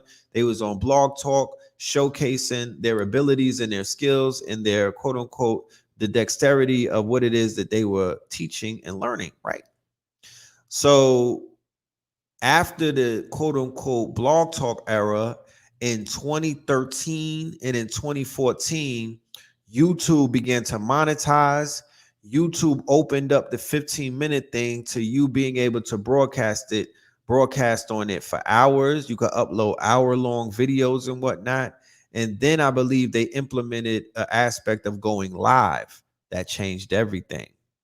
And then they will. So when they opened up YouTube from 15-minute videos, that's when people started uploading 3-hour, 4-hour, 5-hour lectures that were previously hard to find on DVD. They began to proliferate YouTube. So now, instead of going to purchase DVDs from the DVD salesman, people was like, fuck that. I'm not buying no DVDs. I'm watching them for free on YouTube, and I'm plugged into YouTube University. Henceforth, that begins the rise of the YouTube scholars, right? So with the YouTube scholars, the danger or the pros and the cons of that is that now you, once again, you could just come up on your own and you didn't have to answer to anybody. You didn't have no co-signing. You didn't have to get stamped by any of these quote unquote platforms like HOK, UGR, KTL. You bypassed all of that. You jumped past all of that, and you was just in the face of the people. And you like, yo, if I have a certain amount of followers, I'm lit. I don't need you niggas. So with me not needing you niggas, I don't have to respect any type of, because I'm watching what Sarnetta is doing, and that he's allowing people to come on a platform and disrespect the fucking rules. They're allowing shit to fly. They're allowing people to throw the elders under the bus. They're allowing people to debate shit that you could have got your head knocked off for trying to debate years ago. So motherfuckers was like, yo, I'm running, you know what I mean? It's like, I can't unsee that. So I don't have to pay homage. I don't have to respect anything. I don't have to humble myself. I'm coming up in this bitch guns blazing. I'm snatching chains. And that's what a lot of people started doing and whatnot. Henceforth, you know, niggas is fighting for their life, you know, in the court of law. A lot of them. And some of them are, you know, I don't know where they at. They fell off. Where is King Noble? You know what I'm talking about? Because he was the progenitor. He's one of them. He would be the beginning of that, because he didn't come through the channels of the way that we all were coming up. He didn't come through those channels. He came through the internet, and he built his own following. And he was as brash and bold and as shock and awe as anything that we saw in those days. That shit had us like, what the fuck? This nigga's doing conscious porn? I didn't even know that we was into that. You know what I mean? Like, I didn't know that you shorties was on that vibe. You know what I mean? He's out there greasing them down with aloe vera and shit like that. They in the woods and whatnot. I think that they was really off the highway somewhere. You know what I'm talking about? They was in the woods off the highway. They were, it wasn't like they was in the tropics. Nature Boy came behind and he did that. You know what I'm talking about? And you know, so now in the beginning of this DVD or this YouTube era, fast forward into like 2015 and 16, right?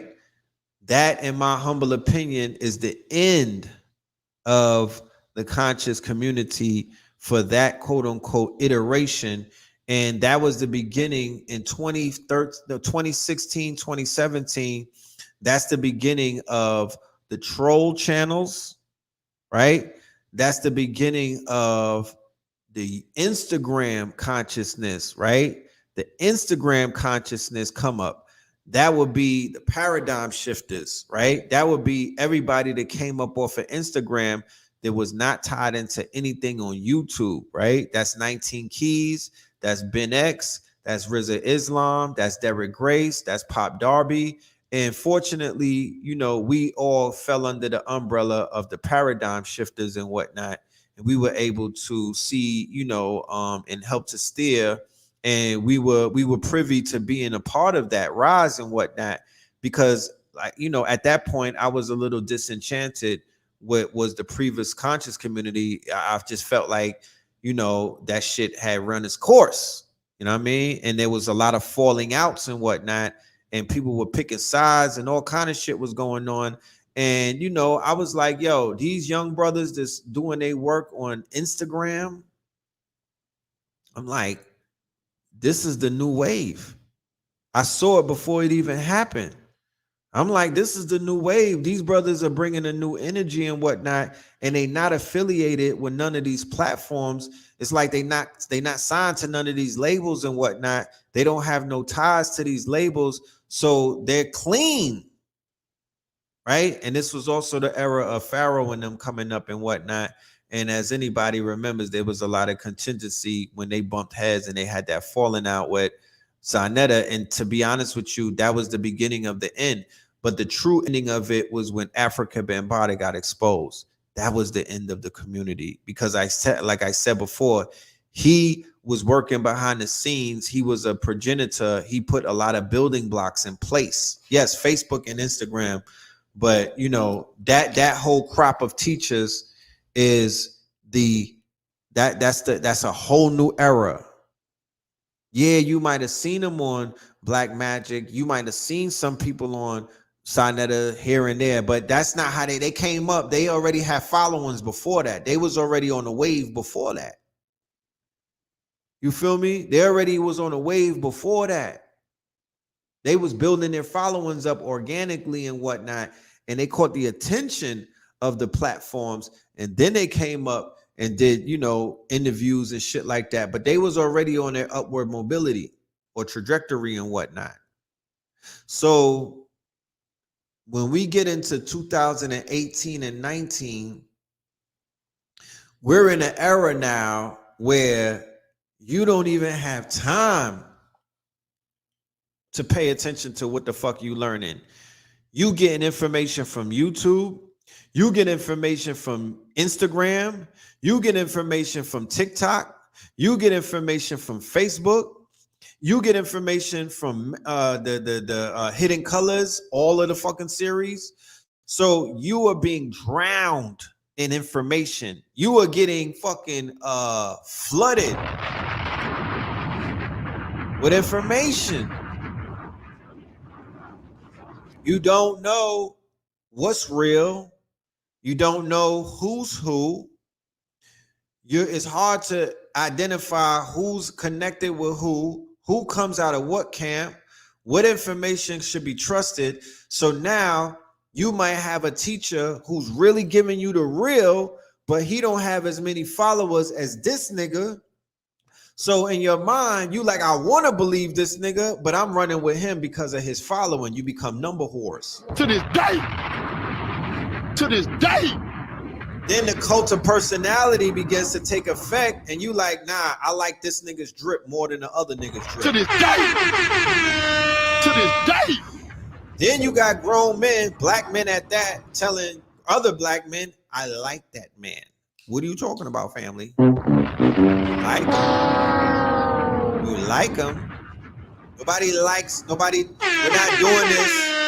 You don't base you don't base your edification, you don't base your information, you don't base your education off of niggas that you like. This is not, bro, this ain't my nigga. This is not motherfucking change your heart. Who do you like? You like that man? How much do you like him, fam? What are you talking about? You like him? What do you like, his teeth? You like how he walks, nigga? What do you like? You like his fucking cleft chin? You know what I'm talking about? What do you like? I just like the way that he sounds. Okay, pause. That's not qualifications. That's how far we've fallen to where it's become a popularity contest about who the fuck you like. And nobody cares who the fuck you like, because that don't mean nothing. That's meaningless to me. There's certain teachers that you're not that's gonna rub you the wrong way, but that don't take away from the fact that you know how many teachers that I can't fucking stand, my nigga, that if I could, I would drop a Moab bomb on their heads. You know what I'm talking about? Do you know how many niggas I would bury in my backyard and play golf on the top of these niggas fucking toupee? But it's not about them, because I'm not into the cult of personality. I could give a fuck about, they have character flaws. A lot of these niggas got character flaws. And at the end of the day, that's on them to do their shadow work and to figure things out and whatnot. But if they got information that I could utilize that could benefit me in my transformation, I'm gonna go ahead and I'm gonna tap in. I'm gonna hold my personal prejudices and I'm gonna be a fucking student. I'm gonna humble myself, right? I'm gonna humble myself regardless of how I feel, because this is facts over feeling. Fuck your feelings. And that's what we've got into. Women is like, ooh, I want to sleep with him, so I'm gonna listen to him because I'm feeling him. And it was like, when was that the fucking criteria of how you got your information? When did that become the criteria? What is this, Pornhub? When did that become the criteria to who you listen to and who you support and whose name come out of your mouth that you speak favorably of? That's not the criteria. So now niggas is out here mandingo wrestling and y'all in the audience, you know what I mean, on some buck breaking shit, talking about who you like.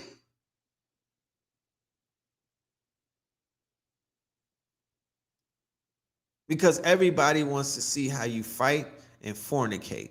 You know what I mean? That's in people's subconscious. You know what I'm talking about? That's why sex tapes go crazy and whatnot. That's why fight tapes go crazy. Everybody wants to see you fight and fornicate. So these niggas is on live with their shirts off, fighting, arguing back and forth, you know what I mean? Fluffing their peacock feathers, and that shit gripped it gripped the attention inside of the attention economy. This was during the attention economy. They were able to snatch the attention of mad people and whatnot, and they put niggas under spells.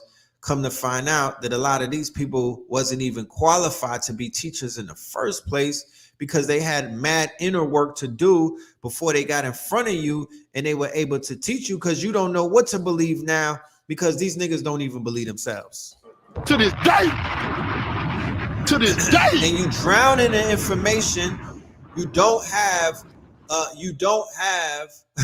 you feel attacked. Nah, don't take it personal. You don't have weeks to sit with information anymore. You don't even have an hour to sit with information no more. So now where we at in 2022, niggas is going live. You jump from one live to the next live. That's in the daytime on Instagram. Then you on YouTube and you doing all of the shows and whatnot. And then at night, you jumping live from one platform to the next platform. How do you sleep at night? To this day. I'm just saying, To this day. Not like that, but how do you sleep? Because when you sleep, you rewind the tape and whatnot, and that's when you begin to upload the information into your quote unquote Akashic records. But if you've watched 20 fucking teachers or 20 personalities during the day, and some of them have contradictory information. One nigga said the earth is flat. The other nigga said that it's round. Another nigga said we live in a black hole and whatnot. Another nigga said the earth is on somebody's hard drive. So how the fuck are you able to incorporate the information that you was learning during the day when you're tapped into every single voice that's out there and you don't know how to discern the truth from anything? So you just getting strung along. You like that shit that they got in front of the fucking mobile store to be flying in the wind. You're fleeting. You know what I mean? You're finicky. You're a fence rider. You're not a loyalist. You're not loyal to anybody. You just blow in the wind, my nigga. You're tumbleweed. How about that? So we in tumbleweed consciousness where nobody can get it right. You know what I mean? And you don't know who to believe. You just, I looked into his eyes, fam. I promise you, he's the truth. 2 weeks later, authorities came and got he's the truth up out of his home because he couldn't play. He was playing with his dick the wrong way. You know what I mean? Shit like that. You not being able to discern. You looking past the demons that niggas have on them. You not being able to see the demons on niggas, or you see it, but you don't, you in denial. You like, nah, that's just his melanin. No, nigga, he's dusty. That's his demons. Who you talking about? That's his demons. And you living vicariously through him.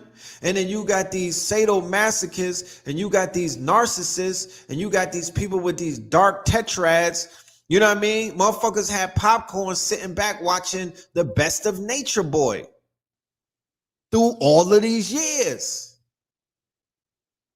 And you knew that there was some sickness. He had niggas licking his toes, and y'all was okay with that. To this day. To this day. Pause. Pause. Niggas was literally licking that man's toes, bro. And y'all continue to watch. I read the analytics. I got one of those apps on my I hacked the fucking channel, and I was reading the niggas analytics on HOK. You niggas didn't turn the video off once you seen niggas licking his toes. You kept watching. Let's not even talking about Black Twitter. Let's not even talk about the woke movement. Let's not even talk about men going their own way. Let's not even talking about when you niggas was dick riding all of the Trumpies and whatnot during the Republic. You niggas was black Republicans running behind QAnon and the niggas that was with Trump. Let's not even get into all of that. Let's not even get into you niggas had Black Lives Matter tattoos on your necks. Let's not even go there, because that's a whole nother conversation of what the fuck was going on. Let's not even talk about Clubhouse.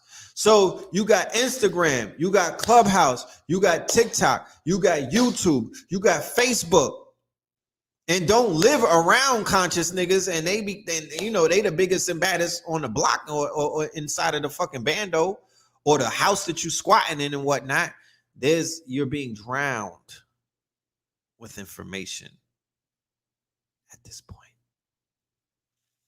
Somebody said, let's not talk about these queens selling box on Instagram for $40. Stop for law. To this day. You want to talk about the Dottis? To this day. You don't want to talk about the Dottis movement. You don't want to talk about the Dottis movement, but it's real. You know what I'm talking about? You don't want to talk about the carpet munching movement, but it's real. He was definitely Black Xerxes. Niggas was Xerxes from 300, and y'all let that fly. How, Sway? Would you let the master teachers carry on like that? All of these things was going on. Somebody's like, $40, where? Hold my beer. Hold my Seymours. $40, what? God. They going on Twitter right now, searching the tags and everything. You know, the thought era been around. They just cashed in on the internet with no middleman. I'm saying there's always been thoughts, but have there always been goddesses? Huh? Goddesses with thought tendencies? Has there always been that? I don't remember that. I remember when Dr. Umar got with a stripper. That was the fucking scandal of the decade. Remember the conscious stripper, nigga? Remember the conscious stripper? So if the conscious stripper broke the internet back in the days, then there wasn't a lot of thottery going on because that was a big deal and whatnot. But now that shit regular. Like, that's almost like, yo, where's your stripper at? Niggas is like, you not lit. You don't have a thottis. Like, you with good girls? Okay. You think you're special? Where's your thottis? So things have changed considerably. We are in a whole new era. We are in a whole new era. And information overload is a real thing. There is a deluge. And we are out here trying our best to personally develop ourselves. We are out here trying our best to transform ourselves. We are out here trying our best to just put our little ones in front of somebody that's qualified, that, you know, can teach them without being vulgar, right? And all type of, and put the damn children under possession. We're looking for quality, distinguished gentlemen and women's. And it's not easy.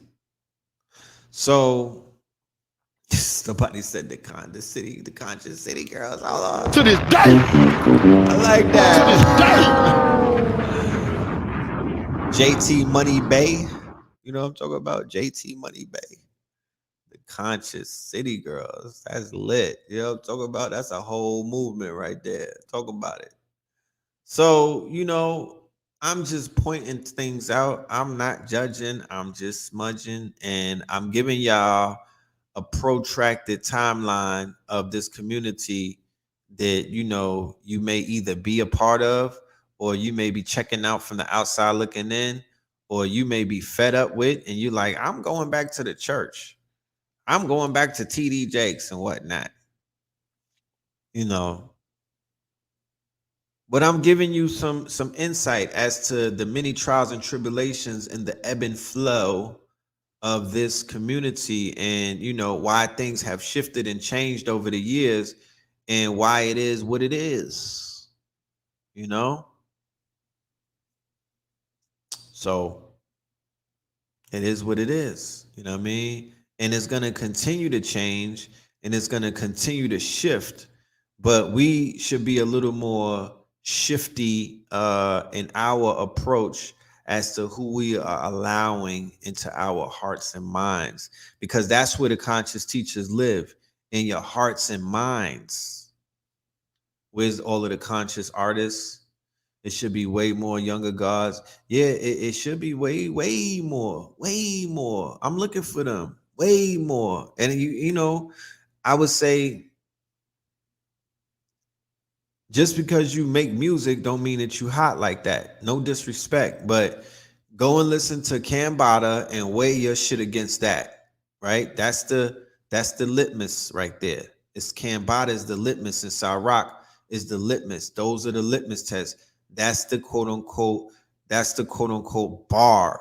That's the bar that you should weigh and measure your artistic endeavors against. That's the bar. You know what I'm saying? That is the bar. So if you ever say, yo, before you send me a fucking video or a song and be like, Red, check this out, I want you to weigh that shit against the fucking Cambada's discography. Yeah, Ampu set the bar as well, with the melodic flows and everything. Ampu is doing big things. He just dropped a video. Check out Bashir, aka Ampu. He's on YouTube Music and all of that. He's the truth. 19 Keys' younger brother, right? He is definitely tapped in. You know what I'm talking about? He's evolved. You could look at his fate. You could just look at him and he's evolved. He's definitely evolved. Do you think it evolved though, the conscious community? Yeah, did it evolved. It devolved and it evolved. It devolved and it evolved. It devolved and it evolved. We lost some of the greatest teachers that were a part of our community over the past 10 years. You know what I mean? Nobody could fill Dr. Sabi's shoes and whatnot. Nobody could fill Dr. Francis Cress Welch, because if they could, they would. Nobody could fill Dr. Africa's shoes. Nobody could fill Dr. Delbert Blair's shoe. I don't give a fuck who's out there talking that science and that slick talk and whatnot. You can't fill Dr. Delbert Blair's shoes, right? They can't fill you can't fill C. Freeman L's shoes. So when we lose these libraries, and when we lose these quote unquote legends and whatnot, and when we lose these masters, we have to pay it. We have to acknowledge that. You know what I mean? You can't. I don't know who's coming behind Runoko Rashidi and doing what the fuck he's doing. Yeah, Yaki is fire. Yaki is fire. Salute to Yaki Awaken. He's a beast. All of the young teachers, a lot of the young scholars that are out there are fire. But why wouldn't they be fire? Why would they not be fire? The ones that came before them were lava. Why? How you gonna come into this shit with a limp? How you gonna come into this bitch and you not fire breathing? And you have all of the source material that you need to become a fucking beast. You know what I'm talking about? How? I expect nothing less. The blueprint is already out there. How, Sway? Take a few steps back to go. You ain't got the answers, The man. blueprint You is ain't got already the answers. laid. The blueprint is already laid. So now the younger teachers that come in, it's easy for them to get a bag. It's easy for them to get millions of followers, and it's easy for them to get popping and whatnot. The heavy lifting has already been done, my nigga. Consciousness is mainstream. It's a household name. You know what I mean? Motherfuckers have been stamping and stomping for a minute now. Knuckle draggers know about some of the master teachers. The streets know about Sabi, my nigga. The trenches. The door is open. The door is open. Yeah, the best are using the blueprints. And honors to the brother Yaki, because he was mentioned. He wasn't afraid, or he wasn't intimidated to bring up the names of the master teachers and to admit that he's tapped in to the master teachers, unlike some of these other people who have no motherfucking consideration and whatnot. This is A.A. Rashid's lecture in New York City. For all of my New Yorkers, New Jersey, Connecticut, I will be in New York from this strong end. Saturday and Sunday, I'll be in Manhattan in the building hosting this with my good brother A.A. Rashid, the master teacher, who's going to be learning how to learn, right? Something that some of us forgot. I don't know if we even were taught how to learn like that.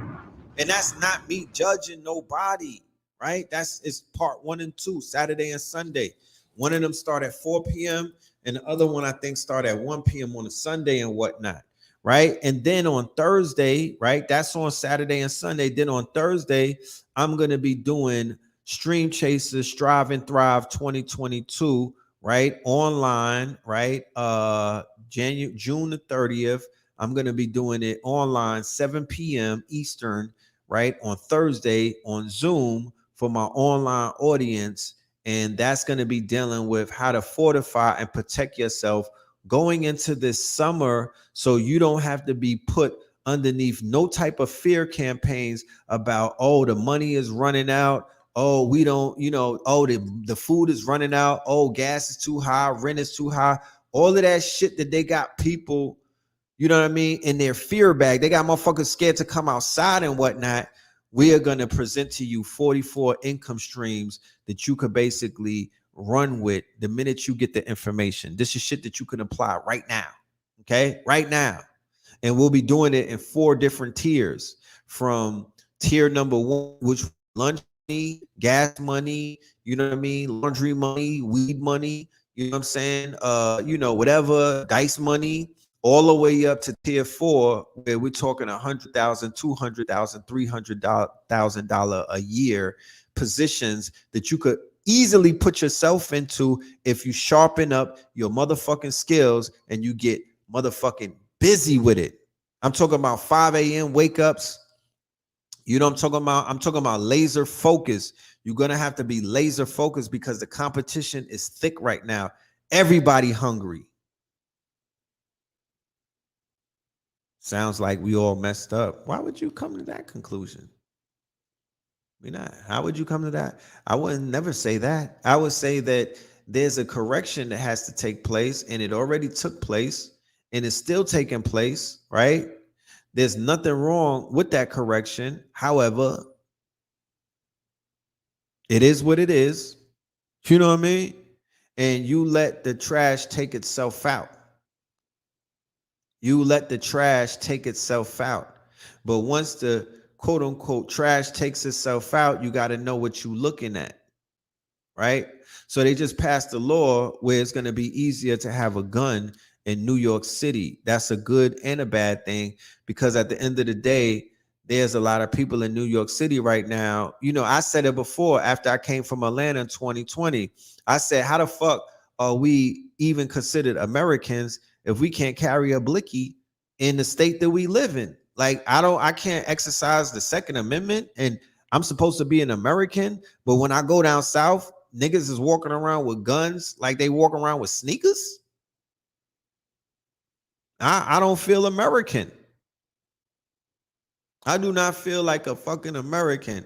I want all of the privileges of paying my taxes and being a car carrying motherfucking American. I need the chopper. I need the blicky, my niggas. I need to be strapped when I want to be strapped. I need to have an arsenal in the crib if I wanted it to.